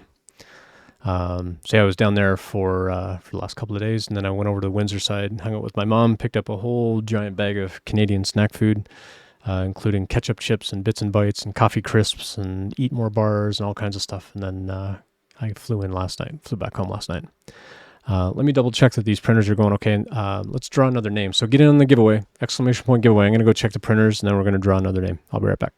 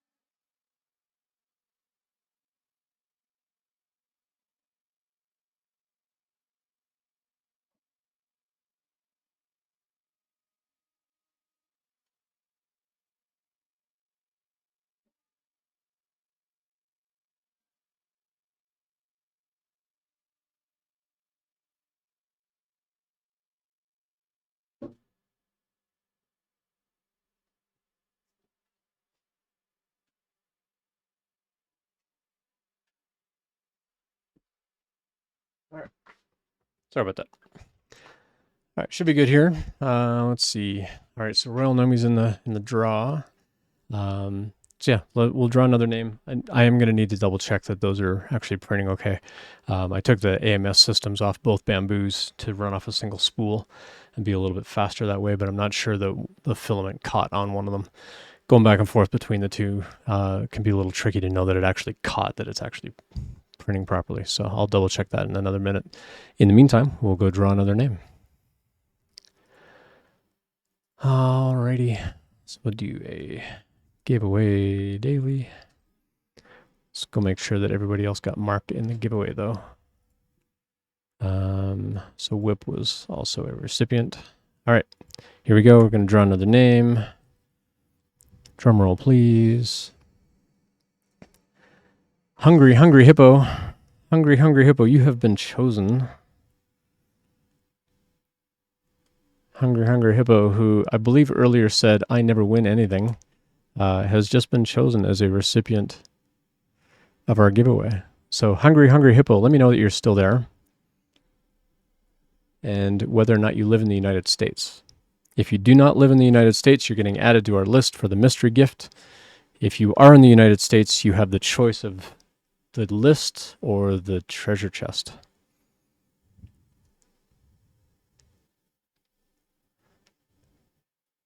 So Hungry, hungry hippo, if you are still in chat, you got to let us know. Otherwise, we'll redraw So I'll give you about 30 seconds more to respond for us. So hungry, hungry hippo, if you hear the sound of my voice, you've been chosen. But you need to let us know in chat that you're still there. If you're not there, we're going to redraw. They'll still be eligible to win if I redraw again later. But if they are there now, it would be really fantastic. You had about 10 seconds left to let me know that you're there. Otherwise, we're going to redraw. Hungry, hungry hippo. This is your opportunity. All right, time's up. All right. Giveaway daily. We will draw another name. Drum roll, please. Justin. Justin, you have been chosen. So I know Justin's in the US. Add you to the list. All right. All right.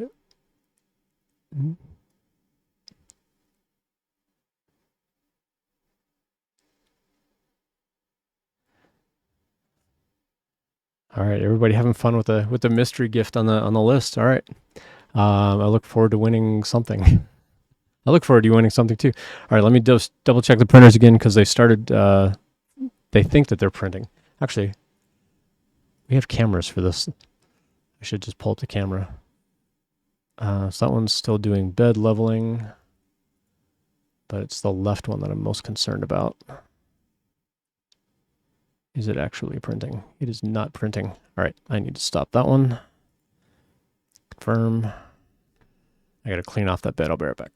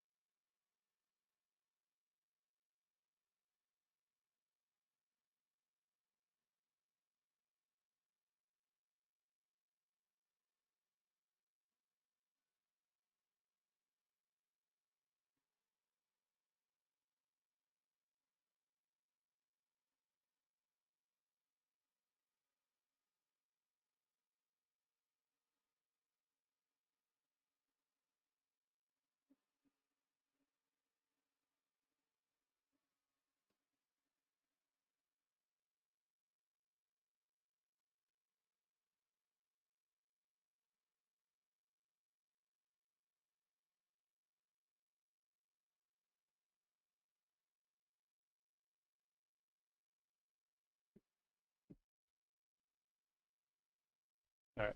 For the sake of time, I'm going to print those after the fact, and we will add those into the treasure chest later.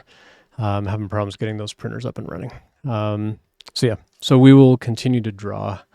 Let's see, we have 1, 2, 3, 4, 5, 6, 7, 8. I'm going to draw 2 more names. So if the 9th person is in the United States and does not draw the treasure chest, and the 10th person is in the United States, that 10th person is going to get the treasure chest. So we'll draw 2 more names just because we've been going for 3 hours. We got to cut this off at some point. So we'll keep it going. We've got 20 viewers. Go invite some friends over, get in the giveaway, and something sledgehammer. So taking the AMS, the multicolor unit, off of the bamboo, and then trying to feed in just a single spool off the spool holder in the back. There's still a little bit of filament left in there, but the gear where it actually catches the filament to feed down to the extruder, because it's kind of partly Bowden tube, partly direct drive. It's a bit of both. That you can't just like pop the filament in the back and have it extrude all the way through. And neither one of them caught. So when I took off the AMS and fed different gold filaments into both printers, neither one of them caught. So as they're printing, they're not actually printing anything at all. So I got to go in and I've actually got to like sit there and like manually feed the thing in and hit the extrude button a bunch of times until it comes through, and then it'll pick up from there. So just pick you, haha. Yeah, I mean, maybe you still got a chance. You're still in there. So we'll see how it goes. I mean, Attila, if you are the 9th person and you are in the United States and you pick the treasure chest, then you get the treasure chest and it'll be over. We won't pick a 10th person. Hydra AMS will be released tomorrow. What's the Hydra AMS? It's a drop-in replacement for parts with mods. What? Send me more information about this. I want a wider AMS. I'm tired of like rewinding spools that are like a millimeter too thick. Send me a link to that. Hydra AMS Enhanced Bamboo Labs. All right. We're going to pause while I go look at this. Hydra AMS Enhanced Bamboo Lab AMS. Enhanced drop-in main body replacement for the bamboo, a multi... okay, yep. Inspired mythological creature, yep. It prints completely without supports. No extra parts required for assembly. It uses dovetail joints for assembly. Utilizes the standard AMS outer casing, as well as maintains RFID compatibility. I don't care about the RFID. 4x20 Cap-Head M3 bolts. Yep, that's fine. Increased spool widths up to 75 millimeters, meaning most 1 kilogram spools will fit. Nice. Adjustable spool rollers in 4 positions. Oh, that's going to be great. May require printer TPU lid spacer. That's fine. Angled 5 degrees backwards to allow printing of full spools. That's like the biggest headache right now. If the thing is too full, try to rewind it, like tangles all over the place. Or if it's too empty. So if it's too full or too empty, it has problems like printing and rewind, or like pulling and rewinding off the spools. PTFE enlarged load buttons. Awesome. I am absolutely going to check that out. Meanwhile, you can print my adjustable spool holder for silica gel. Okay. I don't know that that's necessary, but okay. Print settings, assembly. Cool, so you're disassembling the old one and still using all the same parts, but now you're printing your own internals for this. This is fantastic. This is exactly what I've wanted to redesign. I'm glad someone else took the initiative for it. What's interesting, though, is it still uses the original case. So that's the interesting thing, is it still uses the original case. Yeah, I'm definitely going to check this out. I'm absolutely going to check that out tomorrow. It says it's downloadable now, though. Oh, it's just the button thing. Cool. All right, well, let's go continue to draw some names here. Thank you for sharing that. I'm definitely going to check that out. All right, here we go. We're getting down to the wire here. Let's see who our 9th recipient is going to be. Zooey has been chosen. I know Zooey's in the United States, so Zooey, you will have the option between being added to the mystery list or the treasure chest. So Zooey, if you're still hanging out in chat, let me know, mystery list or the treasure chest. You will get to choose, and then we're going to draw our 10th name. And so the treasure chest, I'm gonna 3D print these coins and gold bars and whatever to put in there. But there's also a mystery gift in the bottom of this. So Zooey, you have the choice between the list. Hey, Cedar Craft, good to see you. Or the treasure chest. You didn't realize you got chosen while you were getting dinner. Yep, sorry for that. You got chosen. You weren't here, so we had to redraw. But if we get more people if more people want to enter, then maybe we'll draw a few more names. Because we still got names. We still got people that we can draw. So you would love to get the chest, but you're going to go on the list too. All right. So everybody's going for the list. All right. 222. Also in the USA. So far, everybody on the list is from the United States. Nobody international has been drawn as a recipient. I do know of a few international folks that have been by chat that didn't enter. Everybody's eligible though. So even if you're not in the United States, you're still eligible for the mystery gift. The mystery gift is still there. So what's on the list, or what's the list? So I hit 1,000 subscribers on YouTube. And so I promised I was going to give away this tentacle treasure chest when I hit 1,000 subscribers.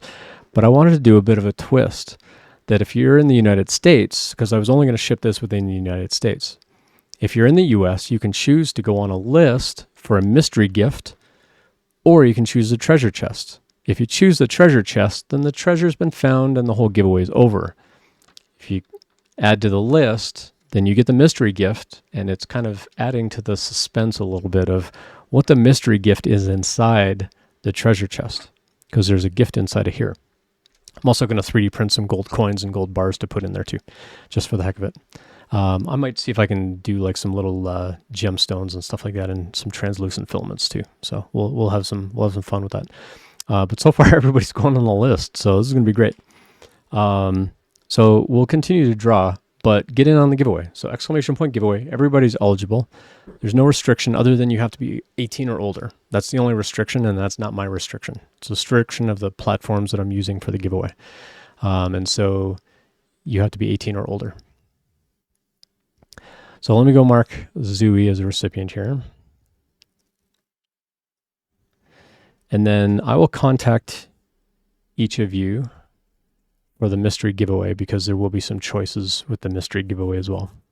And so we also chose Justin. 1, 2, 3, 4, 5, 6, 7, 8, 9. Yep. So that's our 9 names so far. Okay. So everybody's in there so far. Yeah, the chest does look really, really good. So, and that's the thing. If somebody chooses the chest, then the giveaway is done. The treasure has been found, and the gift and the giveaway is over. It is 3D printed. Yeah. So this is all 3D printed. I printed this on the bamboo, and I did it in 8 different colors on the bamboo. And so it's mostly polymaker filaments. There are a few amylin filaments on here as well. So the red gold gem was actually an amylin red gold filament. The strapping on here was like a multi-metal silk filament. It wasn't amylin. It was some other like no-name brand, but it's actually a really nice one. The green gem here is kind of a no-name green bronze, green brass. It's a green bronze filament. And other than that, the rest of it's polymaker. So polymaker brown, polymaker purple, polymaker pink. Or is it the magenta? I think it's the magenta, actually. Not the silk magenta, just the magenta. And then there's the stone blue and the aqua blue for the little bumps on the tentacle. So yeah, this was a lot of fun. This was about a 4-day print. And it's from Clock Spring. I backed them on Patreon. So I'm going to hit it with a heat gun. Still got some little like wisps of filament coming off of here. So I'm going to hit it with a heat gun and get it all cleaned up and stuff like that before we ship it out. So we're going to draw a couple more names, I think. We'll draw some more names. We'll keep it interesting, but we need more people in the giveaway. I printed it with 2 AMSs, yeah. So each AMS will do 4. When I did the Deadpool, I only had 1 AMS at the time. And what I did is when I digitally painted it, I figured out, okay, well, if I make the base this dark green color, and then later on I use that same dark green for the swords, that between that part finishing and where it starts to print the sword handles, I can just take that filament out of the AMS and put a different one in. And I did the same thing with the silver buckles on the front of Deadpool, and the white that I put on his collar, and then the white of his eyes. I actually swapped out the silver for white. And I did one other one, I think. So it ended up being 7 colors total, just by changing filament out of the AMS. Because once it's not printing, you can just pull it out and put a new one in. And then it would just start winding that one in, and it thinks it's the same color. It's not actually doing color detection on it. And so it worked out really well just to swap different filaments within the AMS itself. So that was pretty fun. So you had to be really careful about like where you were printing different colors, and then you can insert pauses and things like that. So it'll pause to give you time to like swap it out if it was too close. Because I didn't realize that at the time. I was a little bit nervous of like, oh, I don't want to miss it and have like half of it be blue and half of it be blue or green or whatever. So anyway, so we got all that figured out. So get in the giveaway. We're going to draw a couple more names on the giveaway, and then we'll wrap up. So again, thank you to everybody that subscribed on YouTube. The other thing that would immensely help on YouTube is the hours watched. So now that I've hit 1,000 subscribers, I still need people to actually go watch the videos, not just subscribe. So if you could help me out, I've got a playlist on there, which is all of the full episodes. If you can go put that on in the background and put it at like double speed or 1.5 speed or something like that, and just let that playlist run in the background, just mute that tab or like shut down the volume on that tab and just have it play that whole playlist. That'll help get the hours up as well. So if you can help me out with that, or if you actually want to go through and watch the playlists of like the short Q&A videos, I mean, that's always helpful too.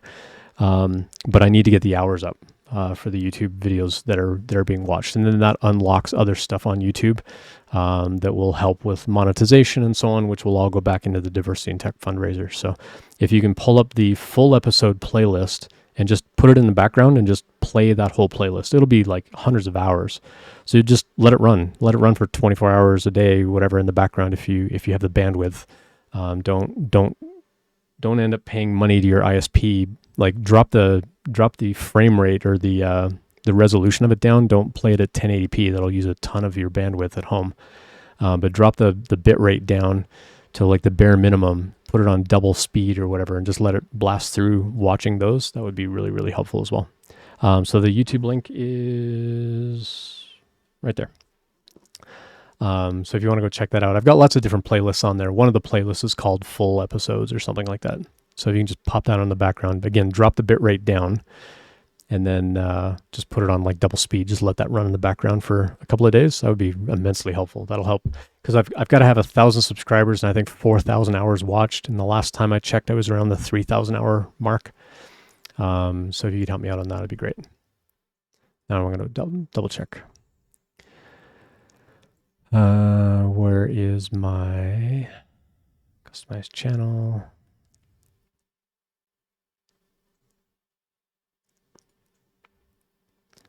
So I have 1,004 subscribers now. If I go to the monetization,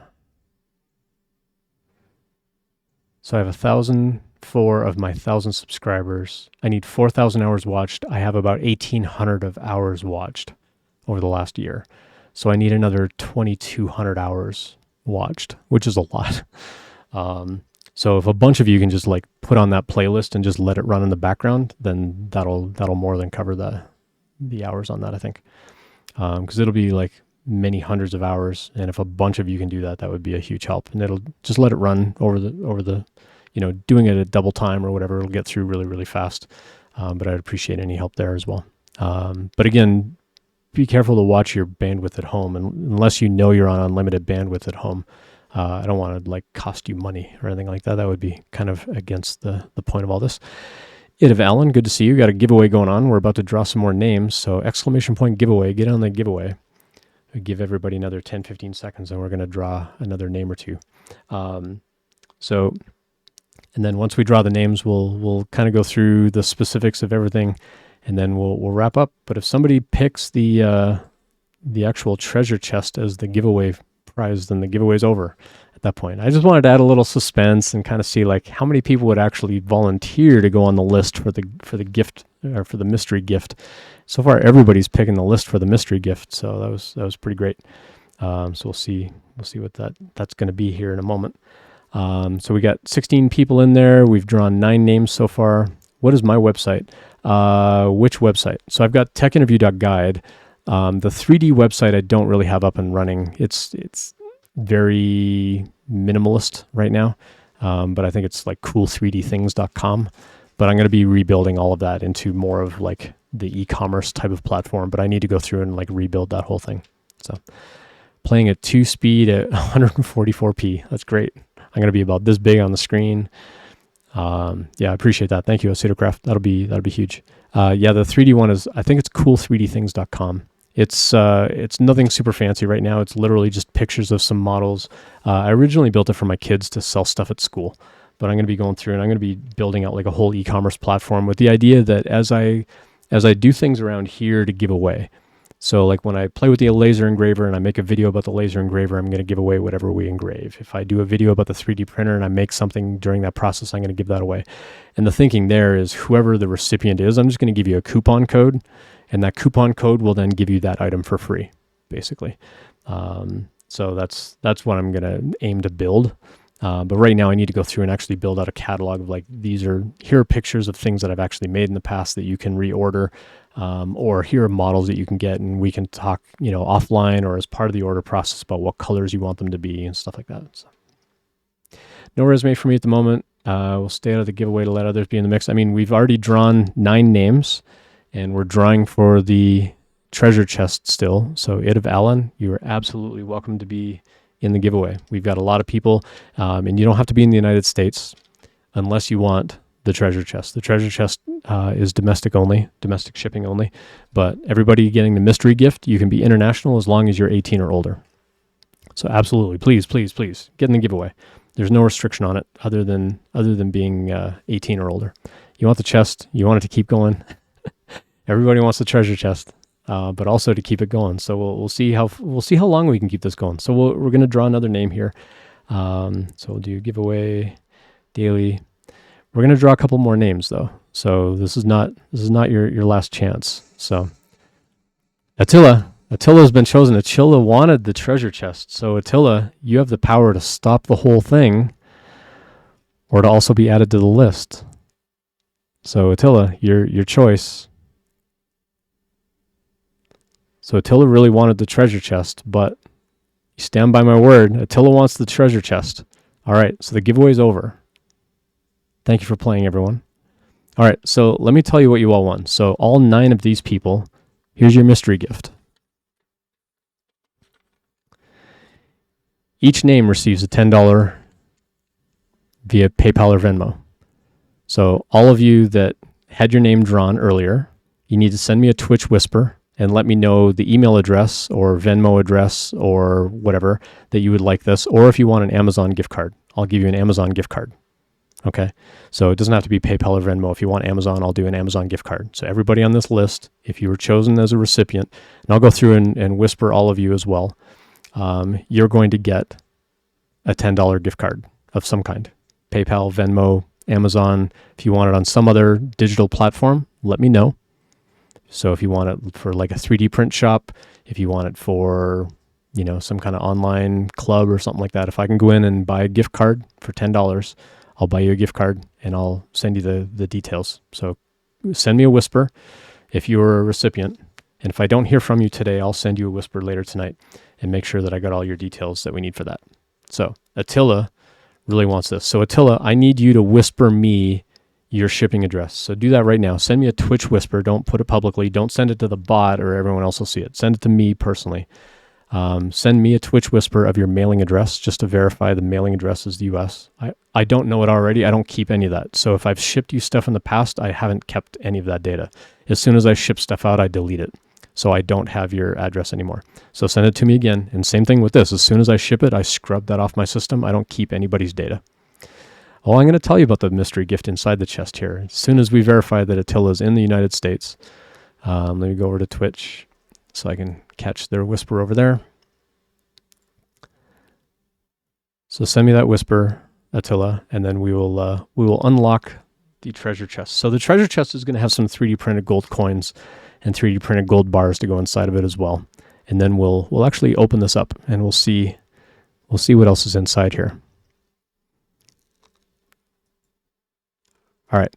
So Attila sent me their contact info. So thanks again. I also need like a full name that you want that shipped to as well, Attila. All right. So here's the mystery gift from inside the treasure chest. You ready? Here's the mystery gift for inside. The treasure chest recipient gets the sum total of all the PayPal money. So we gave away 9 gift cards worth $10. Therefore, Attila also gets $90 worth of gift card. So that's why it was interesting. The more people that ended up on here, the bigger this gift was going to be. Because I said the treasure chest was not going to be empty, but wanted to make it worthwhile. So Attila, let me know if you want PayPal, Venmo, Amazon, etc., and you will get a $90 payout for that. Please add that money to the charity you're supporting. Are you sure? I mean, that's fantastic if you want to do that. I appreciate that. But I'm happy to send that digitally to you as well. Or I can send it to you and you can make the donation because then you get a tax write-off for that. So if you're in the States, if you make a charitable donation, you get a tax write-off for that $90. So it doesn't cost me anything other than the $90 to give you that $90, but then you can make that charitable donation yourself to Unloop and then you get the tax write-off. So that's up to you. If you want me to submit it, I can, but if you want the tax write-off being in the States, you can declare that as a charitable donation and you get the charitable donation on your taxes next year if you want. Either way, I appreciate that that's what you want to have happen. So that's amazing. Thank you for that. So we can chat offline about that. Okay, let's do it. Okay, so I'll just send you the money over PayPal, and then you can turn around, you can donate that back through Twitch to Unloop. So that way it'll still register as a charitable donation to Unloop, and then I match all of that money. So once we hit $1,000, I match that other $1,000. That'll get us to our $2,000 goal. That's my plan. So all the money I make as a streamer goes back into that. And in this case, I'll be adding my own money to that. So yeah, that'll be perfect. So I'll send that. So Attila, what I'll need from you besides that, if you're on PayPal or Venmo or something, send me what you use. I think Venmo uses a phone number and PayPal uses an email. So whatever your email address is for PayPal, send me that as well. So everybody else that was on that list, send me a whisper and let me know if you want like PayPal, Venmo, Amazon, whatever, Lego.com, whatever. Or whatever website, if you want a Polymaker, wherever I can buy a digital gift card, send me your contact info of how I can get you that digital gift card. And I'll go through and I'll get all these out later today.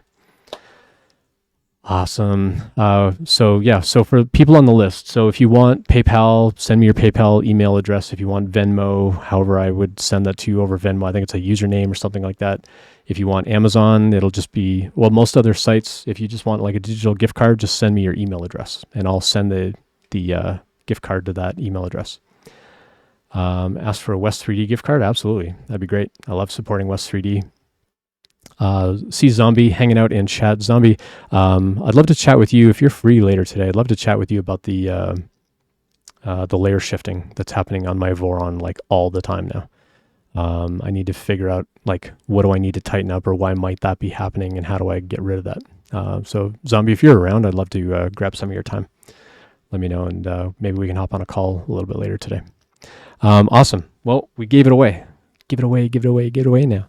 So I'm going to 3D print those gold coins and gold bars. Attila, those are also going to be in here, and I'll get this mailed out to you probably tomorrow morning because I've got some other stuff that I'm selling on eBay right now that I've got to get over to the post office tomorrow anyway.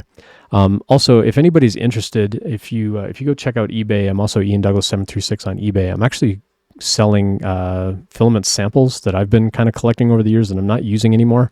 So if anybody's curious about different kinds of filament, different colors of filament, different brands, different, do you want PETG, ABS? Do you want like wood fill filament, things like that?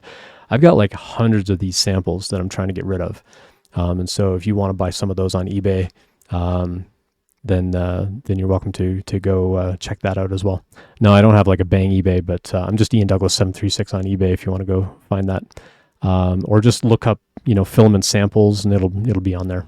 But yeah, cool. What axis is shifting? So it shifted on X and Y. It didn't shift on Z. It shifted on X and Y like really badly. So I was printing a helmet, and like the whole thing shifted over like really badly in multiple directions. So it wasn't just an X, it wasn't just a Y, it was both. And I'm not sure what happened. Like I wasn't there watching it when it happened. I woke up the next morning and saw that it had shifted really badly, so I just stopped the print. But I need to solve that, because that's the last thing that's keeping me from like really cranking things up on here. I put a 0.6 nozzle on it, and I want to kind of like get printing faster and bigger and stuff like that. So stepper motor voltage and belt tightness. Okay. I might have you, so Major Gamer Geek, if you're on Discord, if you can send me a whisper on Discord, maybe we can chat on Discord and get on a video call or something, and we can chat a little bit more about what to check and how to check and things like that. That would be a big help. Cause yeah, I'm a little bit stumped as to why that's happening. Cause it doesn't always happen, but when I'm printing like these really big long prints, it tends to happen. So one thing I was debating doing is like every couple of layers, like have it rehome X and Y and then go back and resume the print. Just that way, if it does shift, it's only going to shift one layer or two layers at most, and then it'll kind of go back and recover. But that feels like it's going to like add significant print time to anything going on. Stepper amperage. Okay. Yeah. I mean, I'd love to do any of that. I don't have a cat. No. Just this big fluffy thing that keeps coming and begging for cookies all the time. You want to come say hi to everybody? You want to come say hi? Come on, get up here and say hi. This is Riker. Riker's my big fluffy puppers. Right here. Yes, you are. But he only comes up to beg for cookies. Oh, don't you? You just want cookies. But you're very handsome. You are. You're very handsome. No more cookies. I already gave you 2 cookies. So yeah, I need to figure that out, because I want to get into printing helmets and stuff. I've also got to make a bunch of videos for the laser engraver, and so I'll be making content about that probably for a couple of Thursdays for the next couple of weeks. For the foreseeable future, Sunday, Tuesday, Thursday is going to be my streaming schedule. I'm going to be taking off a Thursday and a Sunday later in March, and a Tuesday. So a Thursday, then a Sunday, then a Tuesday, because I'm going to be out for spring break vacation with the family. And then April is going to be like a month-long giveaway. When we hit our donation goal, we'll be doing a giveaway for that. Let me take that thing off in case anybody else happens to come by. So we're all done with our giveaway. So thanks you for everybody for entering. And then April is going to be our month-long giveaway. March 14th is Pi Day, so March 14th is going to be our next big giveaway. And that's going to be in the afternoon, because it's going to be Pi time. So I'm going to start streaming probably early afternoon. So it'll be like probably around 3 p.m. Eastern time, and I'll stream for 3 hours and 14 minutes. And we'll be doing all kinds of fun Pi-related things. And the big giveaway there is going to be a Raspberry Pi. So if somebody can actually do the little drop game and drop for 3.14, I'm going to give that person a Raspberry Pi.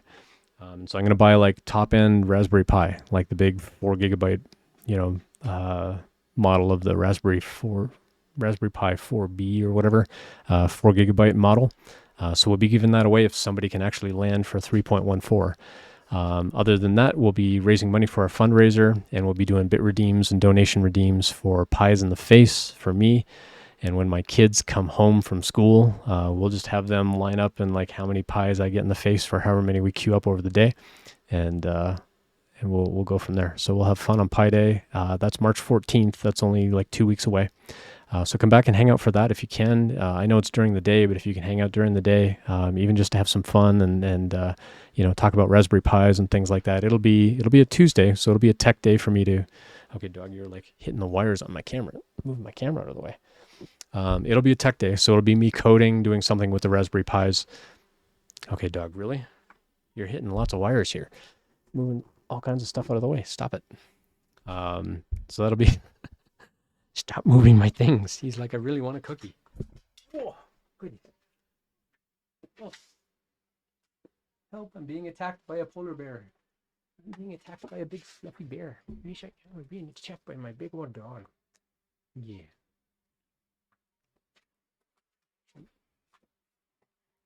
He really missed me on my trip, apparently. He was like climbing all over me when I got home last night. Oh, I'm back home now. Yes, I'm back home. You don't need to climb all over me anymore. Okay, go lay down. Go lay down. All right, so let me fix my camera one more time. There we go. So we got lots of giveaways coming, and then April will be the month-long giveaway. We'll find something fun to 3D print, and we'll give that away all through the month of October with the goal of our donation goal for April. We'll do another month long in July. We'll do another month long in October. For those month-long giveaways, typically what I do is every time I stream, you can come in and you do bang giveaway, and it'll enter you for the daily giveaway. It'll also give you an entry for the monthly giveaway. And then at the end of that month, so the last day in April, the last day in July, last day in October, I'll do like a big giveaway, and then all of your entries will count towards that. So there won't be any additional entries. It'll just be however many entries you get. So actually last year, what I did in October is I did that giveaway like November 1st. So once that month is over, it'll go back and it'll look at the previous month's giveaways. So we'll probably do something like that again for April, July, and October this year. So after April is over, like May 1st, we'll do the drawing for all of April.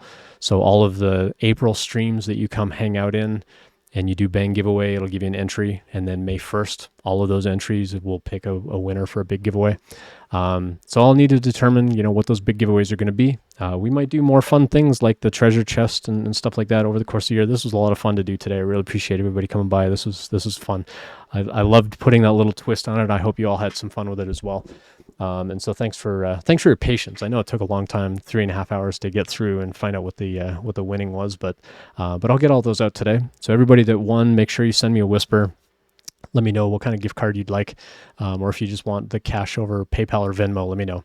But other than that, I'll get those gift cards out later tonight. Thank you, everybody that supports the channel all the time. I appreciate it, and especially for helping me hit 1,000 subscribers on YouTube. I really appreciate that. So if you can go throw on that playlist in the background, the full episode playlist in the background, just let that play.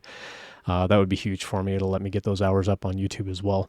That just unlocks a whole bunch of other stuff on YouTube that I'll have access to. I'm also going to try doing some YouTube shorts around the 3D engraver or the laser engraver as well. So if you happen to watch those, liking and sharing those would be very helpful as well. And then I'll probably get into...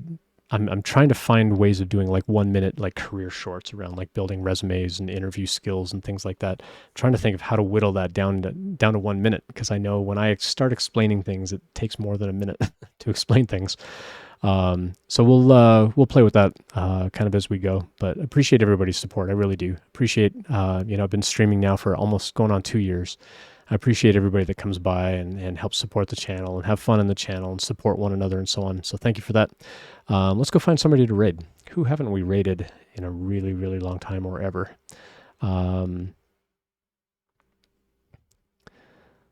Let's see. Got somebody else doing a treasure chest, but they're just printing. They're not actually talking on stream. They're just doing some gaming. We got some refactoring of an old project.